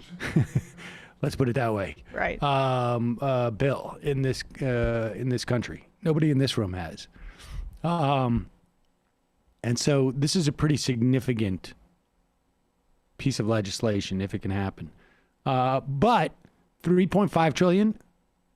And if you assume the bipartisan bill only gets there at $4.5 trillion. Now that 3.5, the $1 trillion more or less from the bipartisan bill, and I think it's probably only about 500 billion new monies allocated. That 3.5 trillion in the budget resolution, the budget committee could end up being smaller. So we got to wait and see. the biggest disappointment, as far as I can tell so far out of this, just top lining, is that there is not a lowering of Medicare age. I think it's really important to do that. It's good to expand Medicare benefits, but I think the idea of getting everybody into the boat before you start to upgrade the boat is how I would approach it. Well, I mean, but the point is that Democrats don't want to approach it in that way. They decided arbitrarily that there's I don't think it's arbitrary. Well, it's because it's a pay for, but they decided that they're going to only allocate a specific amount of money to Medicare expansion, whether it be lowering the age or expanding benefits. And Pelosi doesn't, and But that's her Democratic leadership, excuse. a majority of Democrats don't want to open the door for Medicare for all, which is exactly what lowering the Medicare age means. That's the point. Yes. They can say it's a pay for issue, but they made a decision. Do we put the money into expanding the care for existing Medicare patients, or do we put the money into expanding the pool of people who are eligible for Medicare benefits as it exists today? And I think they chose the former because of what you're saying. They did, but it's also a false choice. It's also they could have paid for it with some tax hike to do both. Or they could have done one and chosen the one that would have led, in my opinion, to Medicare for all. Because look, yes, there were three options, and they chose the least risky option. Well, yeah, I wouldn't even call it risky. I think it's risky in terms of if they want to stop. Look, Nancy Pelosi wants to stop Medicare for all. And it is easier if you have half the country enrolled in Medicare or the entire country enrolled in Medicare to increase the value of those benefits, right? Because everybody's like, hey, I want more out of this. Yeah. And there's more people saying that than to expand it once there are better benefits there. We're making the same point. Yes. Okay. Anyways. Here's the Budget Committee has come to an agreement. The budget resolution with instructions will be $3.5 trillion. You add that to the $600 billion in the bipartisan plan, you get to 4.1, which is very, very close to what President Biden asked us for. Every major program that President Biden has asked us for is funded in a robust way. And in addition, we are making some additions to that. Most important, something that Senator Sanders has led and convinced America is so important, which is a robust expansion of Medicare, including including money for dental, vision, and hearing.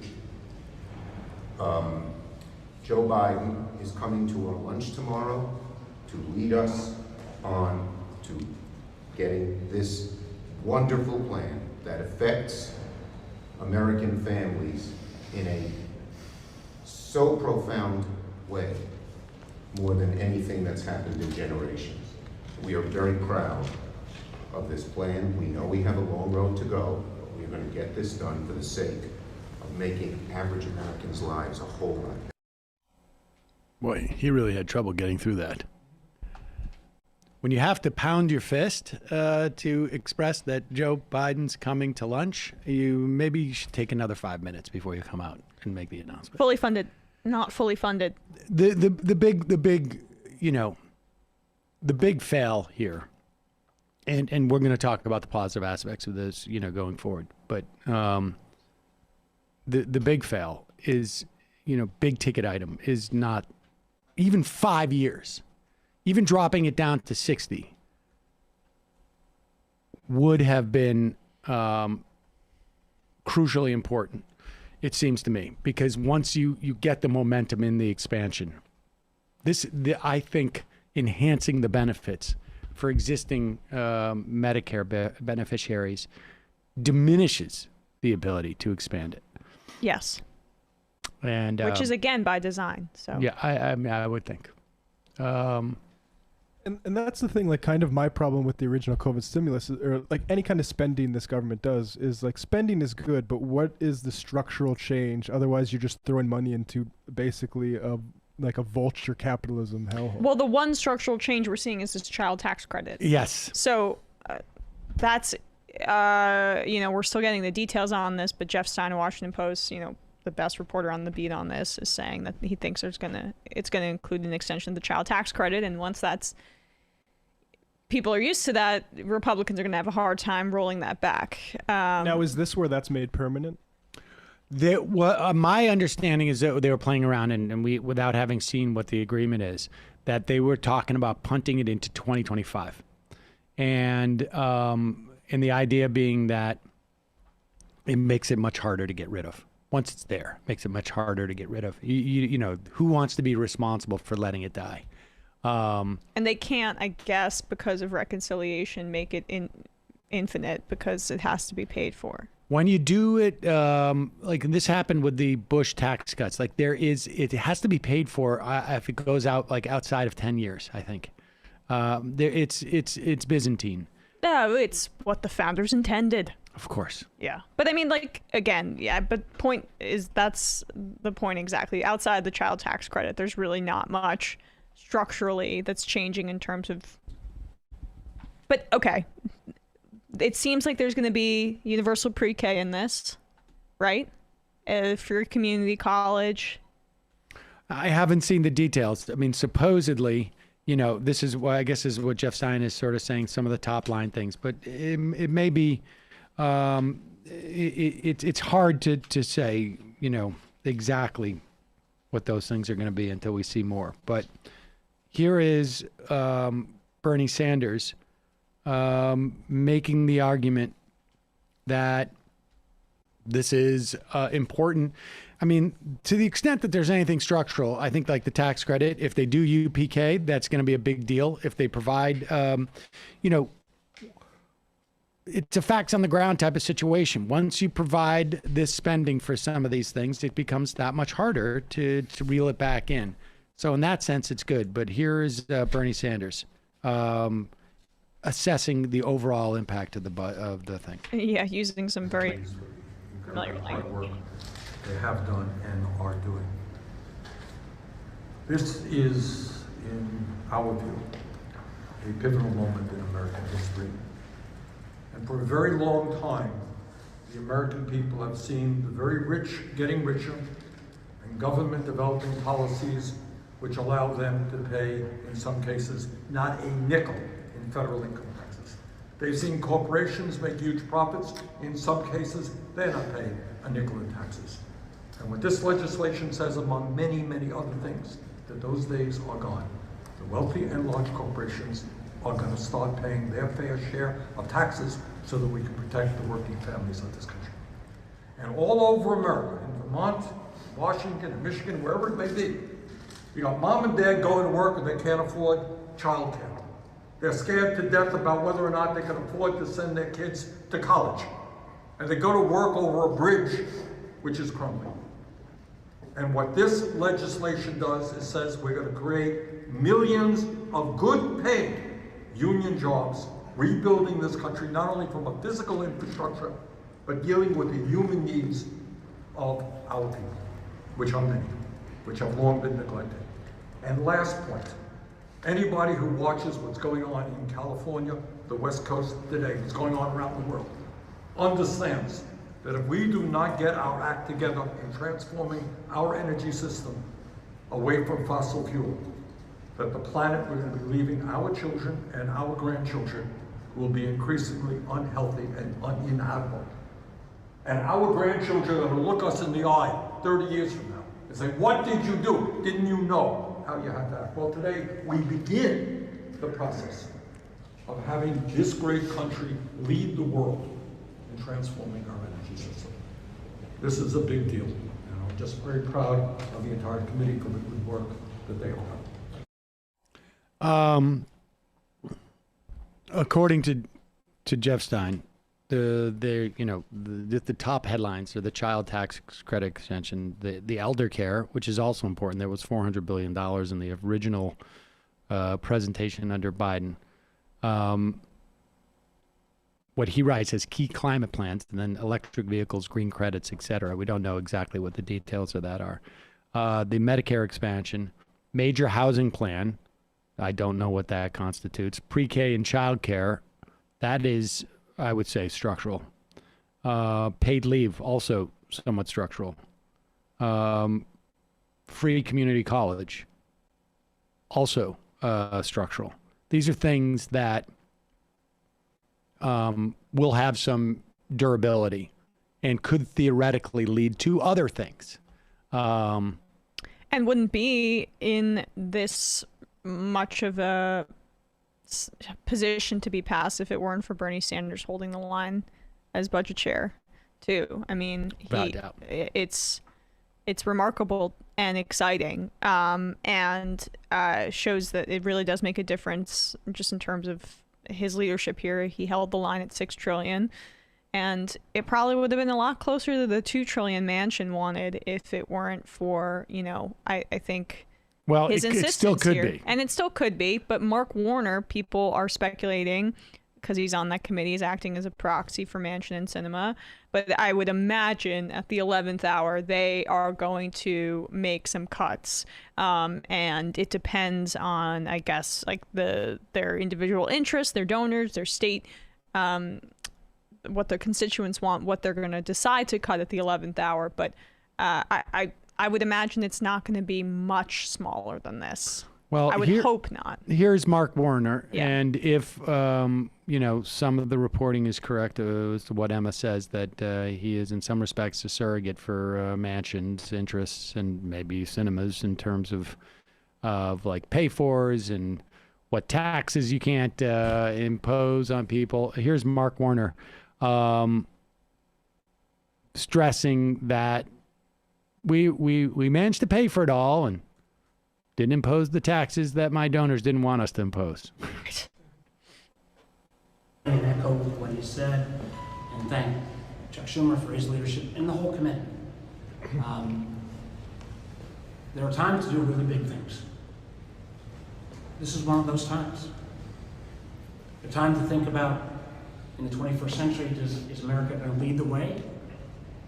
Or are other nations like China going to outcompete us, out-invent us, out-invent us?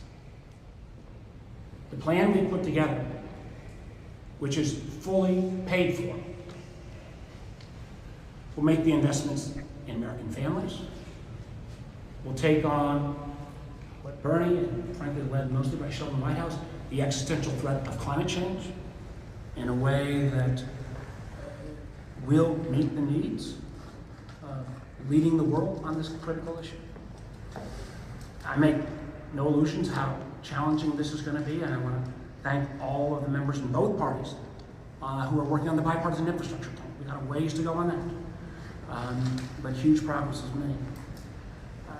I've been in this job for now about 12 years. I can't think of a more meaningful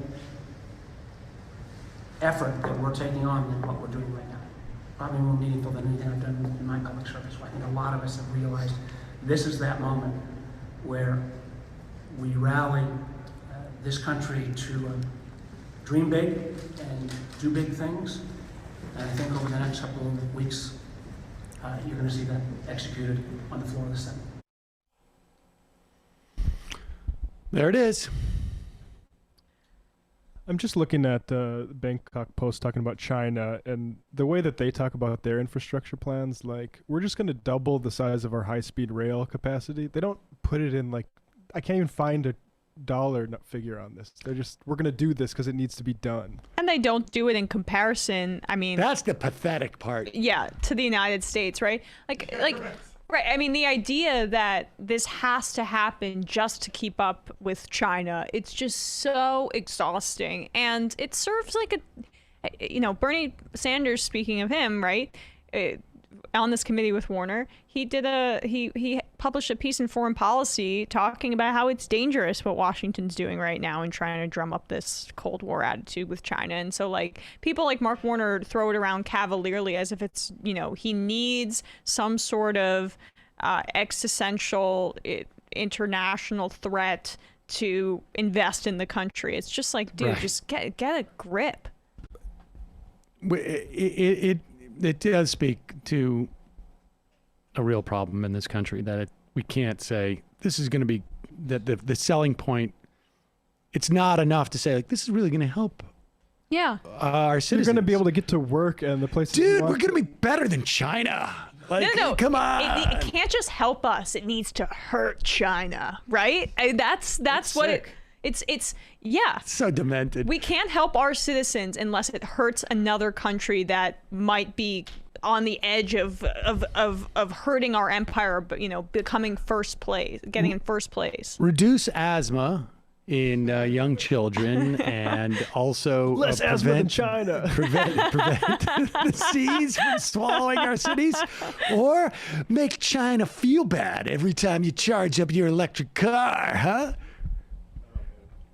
Actually, it would be great if we had those electric those electric car stations.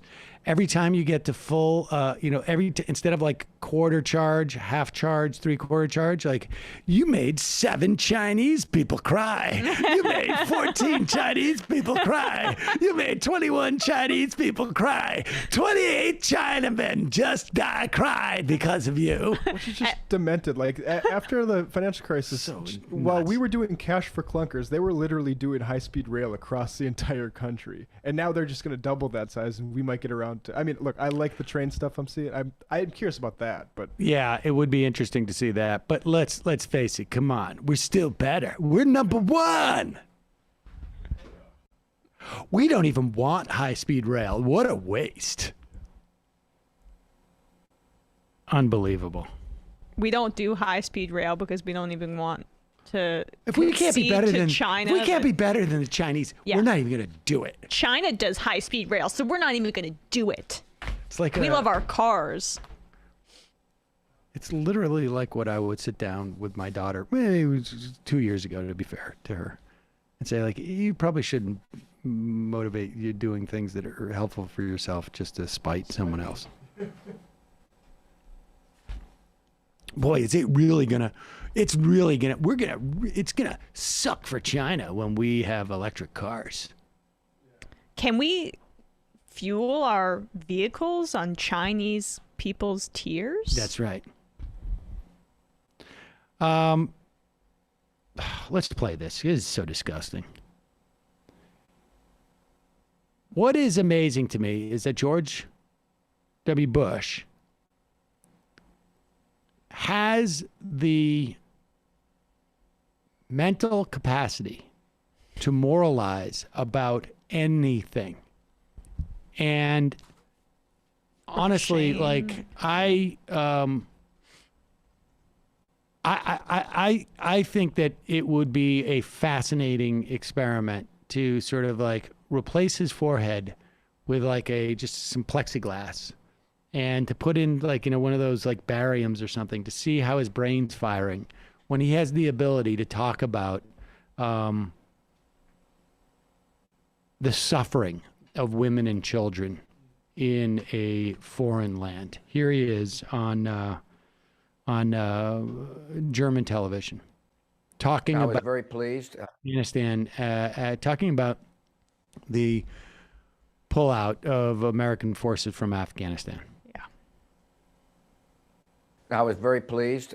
She was supportive of troops in Afghanistan. By the way, and one of the reasons why is because she saw the progress that could be made for young girls and women in Afghanistan. It's unbelievable how that society changed from the brutality of the Taliban. And now all of a sudden, sadly, I'm afraid Afghan women and girls are going to suffer unspeakable harm. Is it a mistake, the withdrawal? I think it is. Yeah, because I think the consequences are going to be unbelievably bad, and I'm sad. And Laura and I spend a lot of time with Afghan women, and they're scared. And I think about all the interpreters and people that helped not only U.S. troops but NATO troops, and they're just. It seems like they're just going to be left behind to be slaughtered by these very brutal people, and it breaks my heart. Yeah, you know what's just as the same as being slaughtered by brutal people is being slaughtered by brutal Americans. First off, supposedly, the Biden administration has offered 2,500 visas for all those folks, and that they haven't even been all taken up. Put that aside. The idea that this guy who's responsible for hundreds of thousands of innocent Iraqis dying, hundreds of thousands, by the most conservative estimates, by our own government's Defense Department estimates, hundreds of thousands of Iraqi civilians. By others, it ranges from several hundred thousands to 1 million Iraqi civilians killed as a function of that war of choice.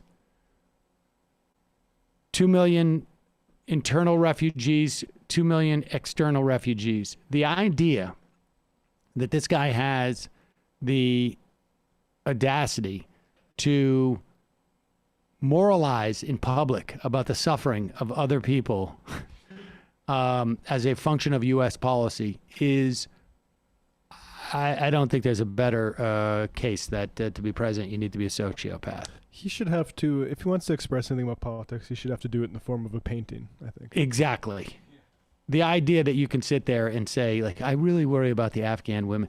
Really? Man, you should have met some Iraqis before you decided to invade and occupy that country. Or Afghanis. I'm sorry. Rumsfeld and the Bush administration very early on in the Afghan war were met with a proposition to have some sort of truce, and they chose to continue to wage that war because they were seeing red and seeing opportunities after 9/11, and our foreign policy at that time was essentially just rageful lashing out. And you know who was hurt in those rageful lashing out moments were many, many women and girls. It's also just like this incredibly paternalistic, I honestly, like, racist perspective that has no context. Look, I actually think he's right. The fact of the matter is that our pullout, the Taliban is probably going to take back over that country. And it is going to be horrible for women and girls there. I mean, he's correct about that. You're not going to be, and it'll be even worse if they get control of Kabul. Women have had the ability, girls have had the ability to go to school. They will not have the ability to go to school once the Taliban is back in power. I mean, this is true. Women are going to lose rights. In Afghanistan. All of that is true. Everything he was saying was true, except for he does not have a right to deploy that in service of a continued occupation of that country by American troops. And he does not have a right. I mean, it is simply the fact. I understand it's a fact, but I mean, it was never at the top of the line of justifications that he gave at the time. Or, I mean, yeah, they used that sometimes, but they had the ability to set up a government where the Taliban was a lot more diminished, and they chose not to do that. They chose to charge forward with the occupation and with military force. And so this is what happens. You're not going to win a war in a foreign country where the objective isn't necessarily laid out accurately or clear. And this is what happens, right? And so, of course, to me, it's just like that he has got nothing to say in terms of how relatively in the United States women are treated. I mean, gay people, he ran on basically violating their rights. So it's just this like flimsy excuse to work backwards from like, actually my war crimes weren't that bad. And the consequences of me not committing those war crimes would be really bad because, I'm a feminist. Please, dude, spare me. Let's go to the phones, shall we? Calling from a 484 area code. Who's this? Where are you calling from? This is Mark from Pennsylvania. Mark from Pennsylvania, what's on your mind? So, I wanted to discuss Bolsonaro's hiccups. Okay, go ahead. If you ever get a chance to Google treatments for hiccups, one of them is a digital rectal massage. Digital does not mean, computers. No, I understand what that means. I did not understand it right away. It's a finger in your. Got it. no. Got it now. Yeah, this is the And I problem. just wanted Excuse me to- for 1 second. This is the problem with letting Ronald Reagan be the last caller of the day yesterday, I think, because this is like people are now like it's some type of badge of honor. But yes, go ahead. I'm sorry. I was just saying that I think of all people with his public persona as a strong man and everything and, quite homophobic, it would be just interesting to see everyone in Brazil like, he got a finger up his ass. Right. Appreciate that. That is an interesting take on that. I am glad that you got to appreciate the commitment. He's been on the line for 44 minutes. wanted to make that clear.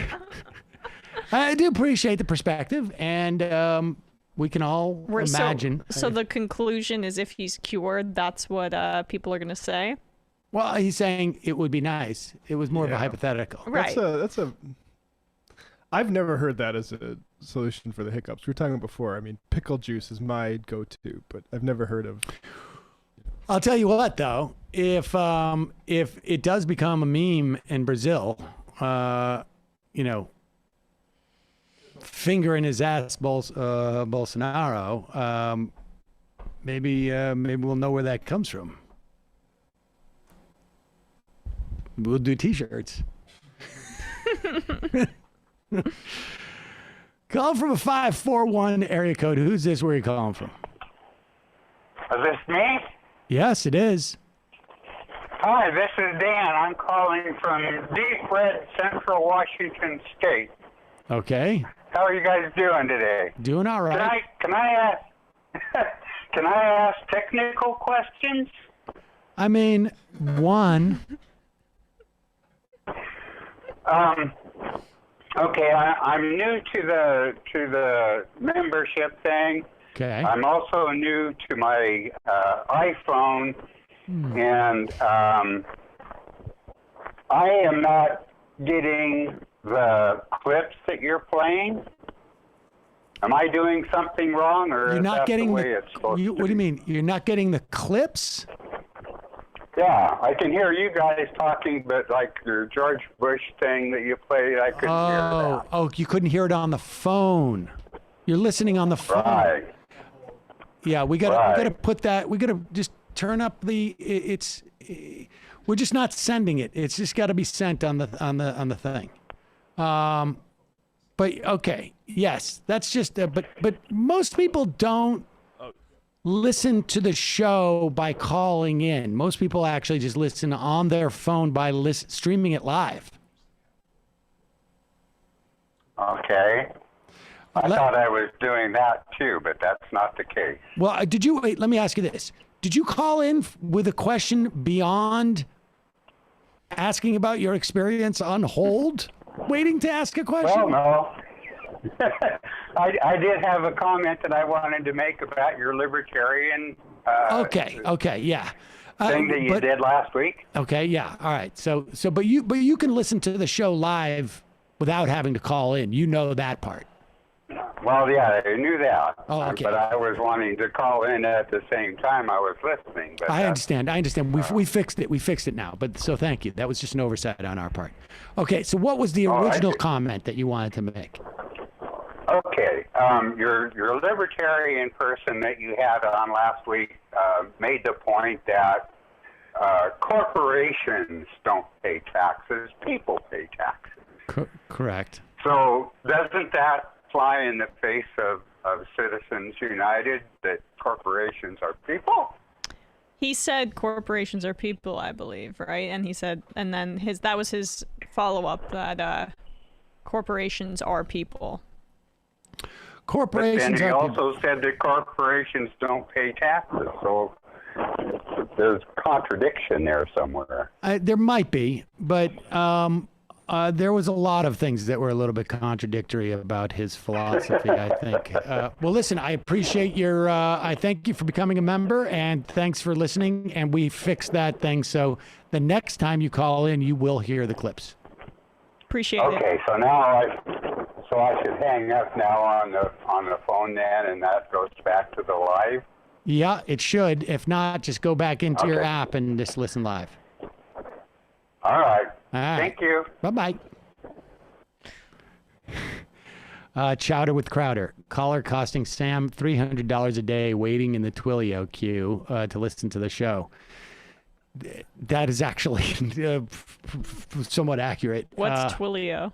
Twilio is the system that we have that is the infrastructure of the call. And there is like a guy I knew who worked in this field, the telecommunication field, said that there was some thing where somebody, I don't exactly understand how this works, but they would get paid per like a 0.01 cent for every minute that people were on hold for something. And so they actually started to set up a phone system that would play like Haitian radio, so that like Haitian cab drivers could listen to it by calling into it in this country, and they would make money that way. Incidentally, that was not Larry Kudlow. That was not Larry Kudlow. You didn't hear a glass with ice in it. Yeah, exactly. Yeah, right. Right. It's already on the West Coast. It's already 11 a.m. anyway, so he'd be too wasted to call in. Calling from a 313 area code. Who's this? Where are you calling from? Hi, this is Stephanie from Minnesota. Stephanie from Minnesota. What's on your mind, Stephanie? I was sort of calling to maybe talk about the impact that people like Milo Yiannopoulos and Candace Owens had on, I guess, like the like youth getting into the alt-right. Please do.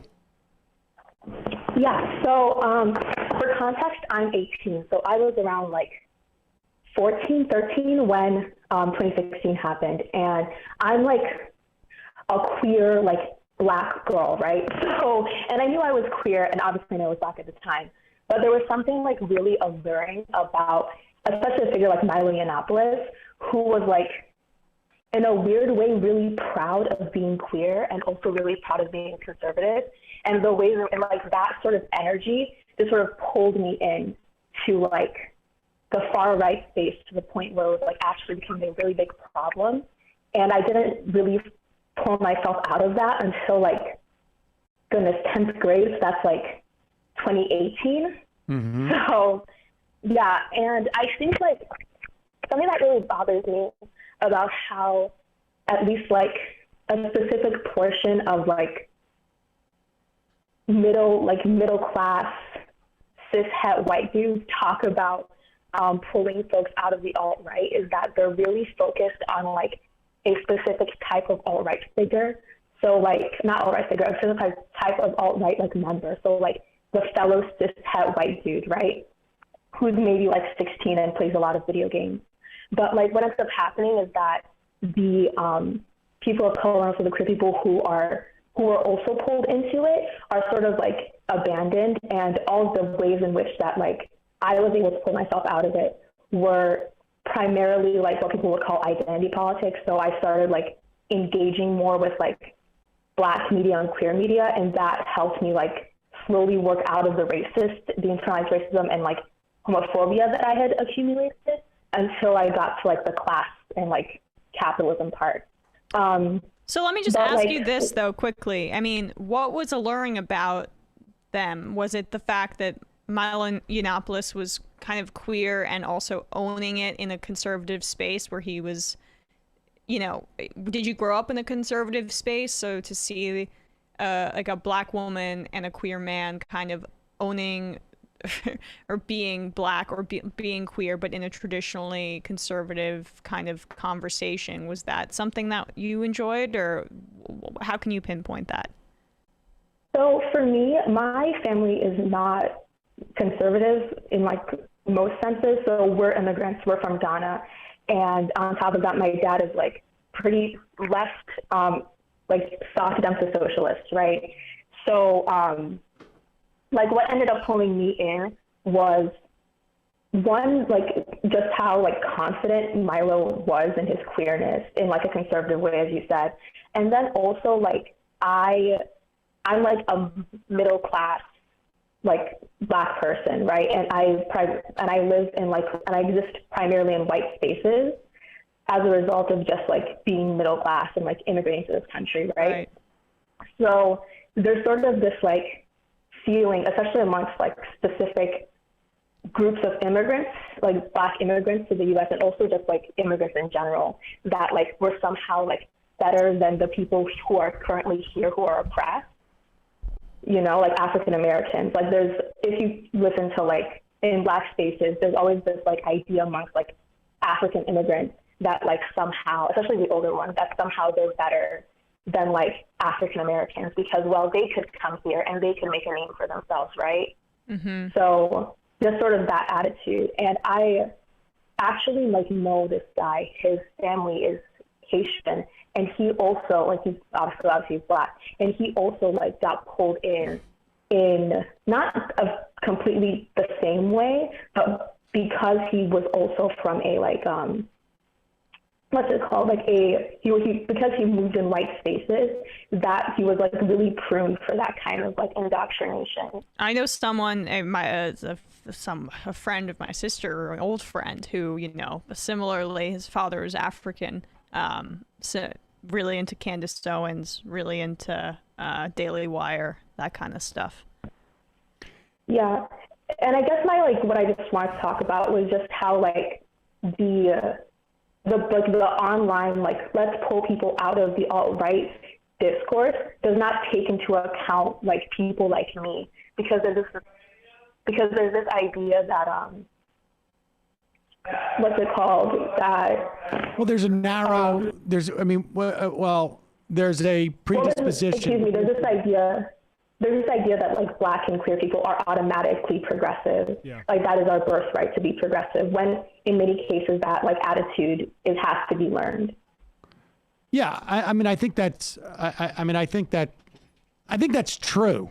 I think, you know, if someone was to say, give me the typical person you think is who is, you know, susceptible to being pulled into, you know, the alt-right, and who would that person look like? I would say a 15-year-old white boy. I mean, you know, or a 14-year-old or 16-year-old or 17-year-old white boy. I mean, without a doubt.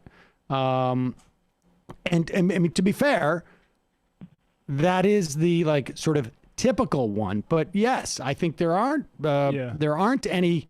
I'm not aware of any YouTube shows that orient to the extent, and to be fair, like, I'm not aware of that many YouTube shows as to what they do for content. I mean, and certainly when we, you know, I mean, I don't know that I would have the ability to, you know, I mean, if you had said like, oh, I listened to your show and your perspective is what, you know, I related to, as a 14-year-old queer black girl, I would be like, oh, really?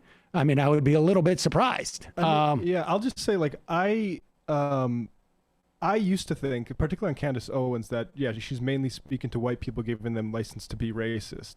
But I can say, like, I've been dating a black woman for about 4 years now, and having met more people in more black spaces, I've been asked, when they find out what I do for a living, to explain to them what I think about Candace Owens, because she's actually making inroads. And the black people that have reached out to me were in more suburban, white surrounding areas too. So I think the caller is right to flag that dynamic. But yeah, I think this is definitely an oversight. And it was a comforting thing to think that this is just reaching out to like those white boys you're talking about. But this, like, Candace Owens is very popular. Yeah. So what was it, Stephanie, that describe to us, like, at what was the impetus for you to pull yourself out of that? I mean, how did that happen? So in a really interesting way, I sort of stumbled upon like the beauty community online, and I started watching like Black beauty gurus. And I think like a lot of Black people who exist in entertainment like project progressivism. So along the way, it just became almost inevitable. And then I started watching like For Harriet and folks like her, and then that pulled me out more until I eventually like found just you guys, Hassan. I love For Harriet. Her brain, incredible. You guys, Hassan, and then like that was like the final thing that pulled me out, because I was like residually holding on to Jordan Peterson in a really interesting way. So like finding like y'all made me like, okay, time to let go now. He's kind of the last stand for some people, kind of coming out of that bubble. Go. Yeah, right. Because he's not. It doesn't sound explicitly political to people, but that's really that's like a really good point. Yeah, because Jordan Peterson is like, on one hand, like a very like, folks form an emotional attachment to him because like he talks about like being a good person, and he's not inherently political. Or, excuse me, he is inherently political, but he doesn't project that. Right. And then you can read into him however you want, and also he's just like, he cries a lot, and no, there are people I know who say they're on the left who don't, mind him. So, Stephanie, I mean, I think, I think it's, it's a fair critique, and I certainly am not aware of anybody who would speak to that demo per se, and it's tough too, because like, as you say, like the person who first sort of lifted you out of that situation was not a political YouTuber, right? It was someone who was primarily not a political YouTuber, whose politics sort of like inspired you to I mean, all I would say is this, and it's a really helpful perspective, and I appreciate it. One, there's a niche for you there. I'm not telling you, I would never advocate to anybody to go do a YouTube show, because time to look into my future career prospects. Well, yeah, and also you're 18 and you're speaking very intelligently about this and thoughtfully, so that's just, And if you ever come across a show that you feel like is doing that and needs a boost, by all means, email us or IM us and tell us, and we will do our best to sort of help, platform those folks. Oh, and one more thing. The main thing I was going to get to that I sort of lost the track of is that what I really appreciate about your show is how much you talk about like quote unquote identity politics issues and like things that are specific to someone like me who's like Black and queer. I think that like solely like this is how capitalism does things is like very helpful in many cases, but also just like talking about social issues can also be very helpful. So thank you for all that you do. Y'all are great. Well, thank you. I appreciate it. A great call. And again, if you start something, let us know. And if you find something that you think that speaks to folks like you're talking about, let us know, and we'll do what we can to. People to should help. check out For Harriet, though. That is a good one that I've seen before too. Thanks for the call, Stephanie. All right. Ciao. Have a nice day. I saw online, it's not, I mean, it's tangential to what Stephanie's saying, but it's online, like, there's a lot of squabbling apparently on Twitter. Are you aware of this? What? And somebody had, I don't know if they'd come at me or they were like, somehow I got tagged in some conversation about like, all the clips we do of like Rubin or Crowder or, Jimmy Dore or, Peterson at one point or Sam Harris at one point. Well, they don't actually watch the show, so they don't recognize we do interviews for the whole first hour. Here's the thing. Yeah. Even if it was just that, I would, even if we were just taking pot shots, right. Well, that's the I'd thing. defend it. I mean, there's two things. One is people don't understand what we do here is atypical for YouTube. It is atypical. Most YouTube political shows do separate little video segments and then publish those, and sometimes they stitch them together as a full show. We do more or less like what is a radio show. And we try with some effort, but not a lot of effort, to sort of make discrete segments that we know will be cut up for YouTube audience. But YouTube is not necessarily our primary audience. To the extent that we do stuff on YouTube, and to the extent that we orient this stuff towards other YouTube controversies, it was a conscious decision that I made about the show 5 or 6 years ago that was a function of what really old Matt was doing to a large extent, which was being aware that, like, you know, YouTube, what I perceived as YouTube culture at that time was becoming an important source of our politics. If there is no Gamergate, maybe there's no Donald Trump. Yeah. I mean, that may be a stretch, less but Trump maybe not. personnel. Certainly a lot less Trump personnel. There's no Gamergate. There's no Milo Yiannopoulos going, you know, and Steve Bannon and Breitbart. And I'm not saying that those things wouldn't exist necessarily, but you can draw a line there. Let's put it that way. And part of the reason why we deploy that stuff is because it is very YouTube friendly, and it is designed to get into the algorithm of these other YouTubers and, you know, and to inhibit their audiences. I mean, that's the idea. The irony of that whole Crowder thing was Crowder was like, I'm not going to boost your channel. And Crowder's perspective, I think, at least stated, and Tim Pool's and all of those folks, is that we do that to build our channel. No, the reason why I want to debate these people is not to build our channel. It's to ruin theirs. Yeah. This is defensive, yeah. Yeah. This is, and understand that, like, the irony is that what Crowder did, and maybe he understands this. Maybe he understands this is my agenda. What Crowder did was end up building our channel more than diminishing his. I would have much preferred that he agreed to debate me on the things that he originally wanted to debate about. Right. Because it would have given me an opportunity to show his audience that he is full of it, that the reason why he makes sense to them is because his premises, his assumptions, his data is never questioned. And I'll tell you something, very easy to come off well when you are not questioned. There's a reason why a lot of these shows, they don't take phone calls. They don't have other guests on. They don't have people they know will challenge them, because, and it's not because of like their personalities or this and that, or they're not smart enough, it's that their ideas have some serious deficiencies that they don't want their audience to see. And so that's why we do that. And, I can tell you that if we could do a show where it was just, we could, and to a certain, like, we did, 45 minutes on the policing of welfare recipients. I got news for you. That's not going to play well on YouTube. It's just not going to.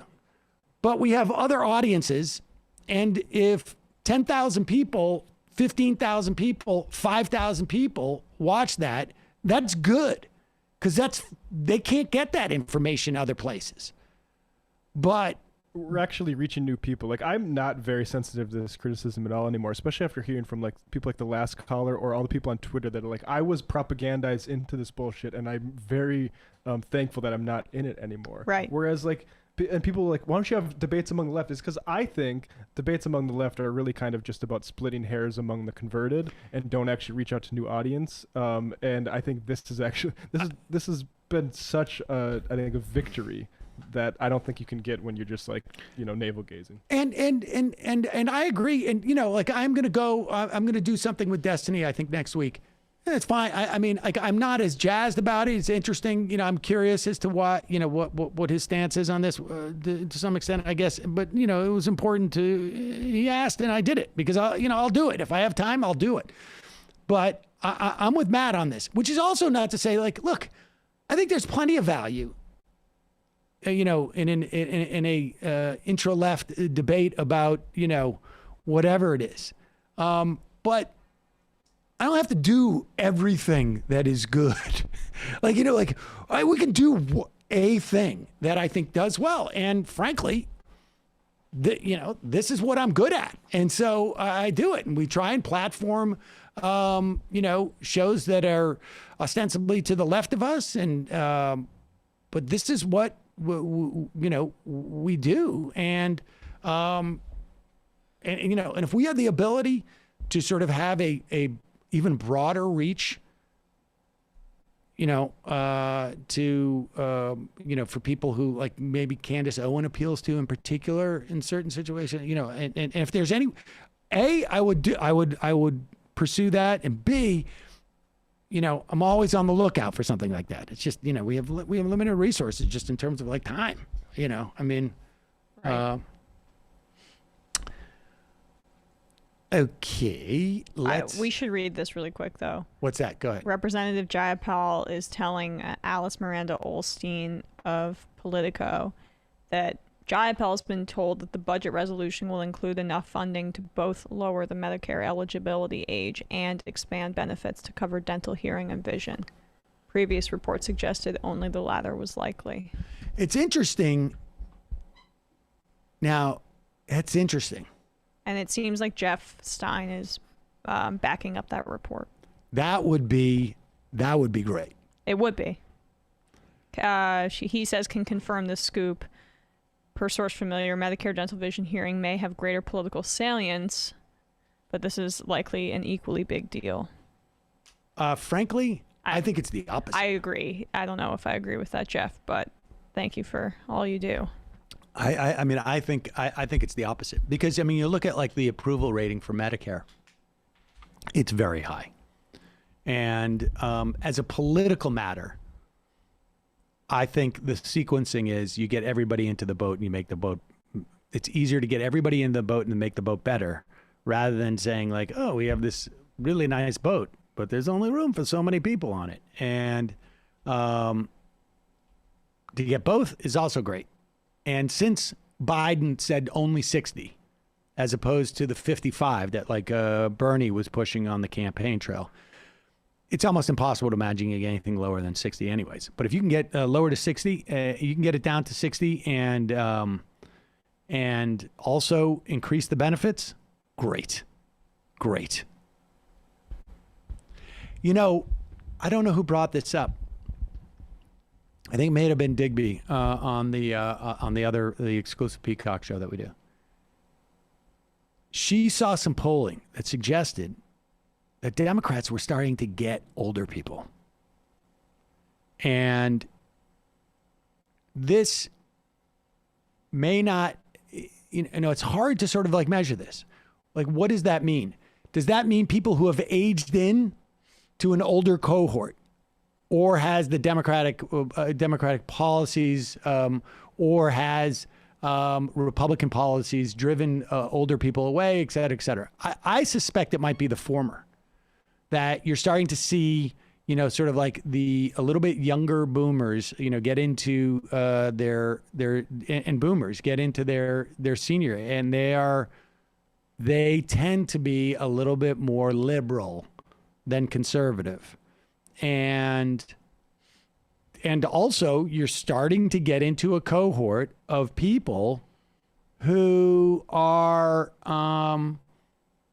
who maybe didn't have the economic boon that their parents did. Like you're starting to, as you start to get down, like, when the boomers and into Gen X, they made a little bit less than their parents, relatively speaking. Yes. And enhancing Medicare benefits and lowering the age that from an electoral standpoint. And that's not why I would do it for me personally, but in terms of like within the Democratic electeds, maybe that's the thing. All right. Bless you. Thank you. We got time for no more calls, sadly. Apologies to those holding on. And we'll take some IMs and then we'll get out of here. We're going to have to do that Tucker clip tomorrow. You guys are going to have to do that. Oh, okay.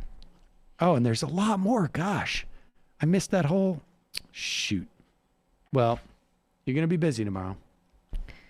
You're going to be busy. Yep. Never let it be said that I didn't leave anything on the table for you. Prairie Fire Kowalski. Howdy, MR crew. I got your email. Finally. Shirts are in the hands of the post office now. Wow. Kowalski moves quick. Interestingly, they were the cheapest delivery service to use. Well, there you go. U.S. Post Office. Found your interview today very interesting. The whole concept of stepping over $1 to pick up a dime comes to mind when enforcing a welfare program on the poor. Indeed. I always use the parable of the Good Samaritan and imply that they are bad Christian when opposing programs to help the needy. They get very angry and you just keep reposting the story. It's them versus you and God. They can't win. Left is poggers. Dave Rubin is silly. MR Crew, what's your ideal first date? My first dates tend to be my last dates. Turns out screenings of Sam's libertarian debates are not sexy. I sure find them informative, though. They have always been very effective for me. What is that your ideal first date, though? People watching the Crowder thing? Oh, yeah. Oh, yeah. Not the Crowder. Libertarians. Weeds them out. Ah. Wait, is that not everybody's first Don't date? you just like just on your dating app just check off what politics they have? You've got to you can narrow it by that. I've literally run into one Trump voter once. Well, you live in Brooklyn, so. And she before she unmatched with me, she called me a soy boy. That's incredible. Yep. It was pretty awesome. I was really bummed too because I really actually wanted to go on that date.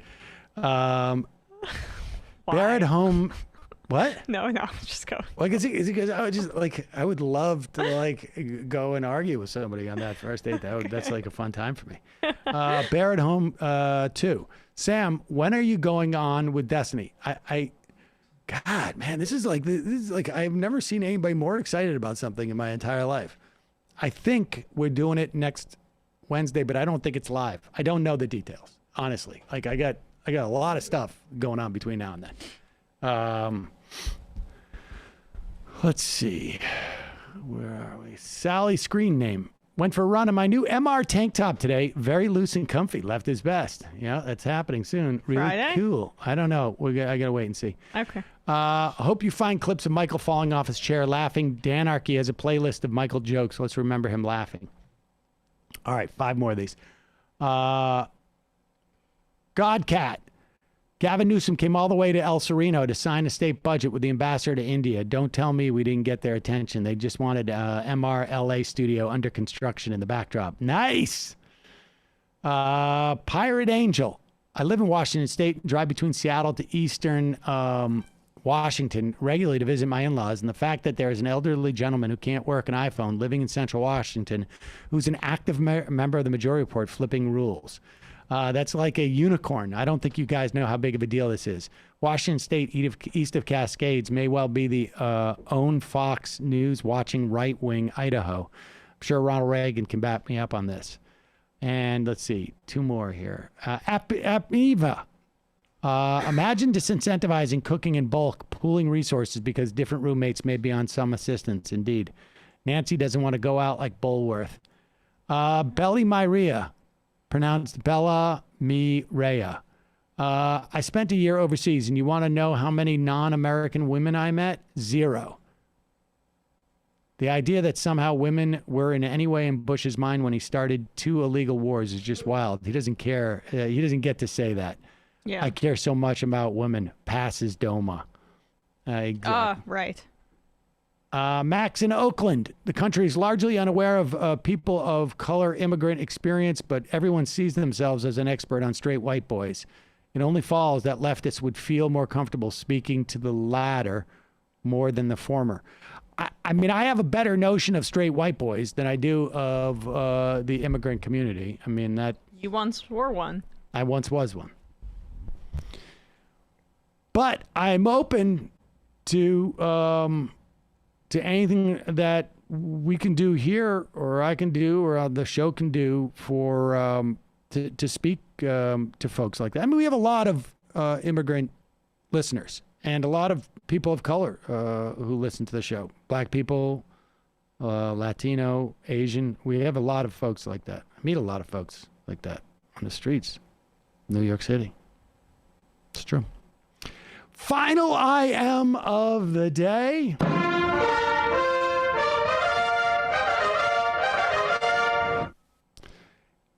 Jackson Munns. Hey, Sam, who titles all your videos? It changes, but it's mostly Dorsey. I always think it's funny seeing Sam Seder destroys idiot libertarian come up in my recommended. Well, you can't get the, I mean, that takes a lot of work to come up with titles like that. All right, folks. Matt, Emma, Brendan. Sam. You. Good job today. See you tomorrow. It might take all the strength I got to get to where I want, but I know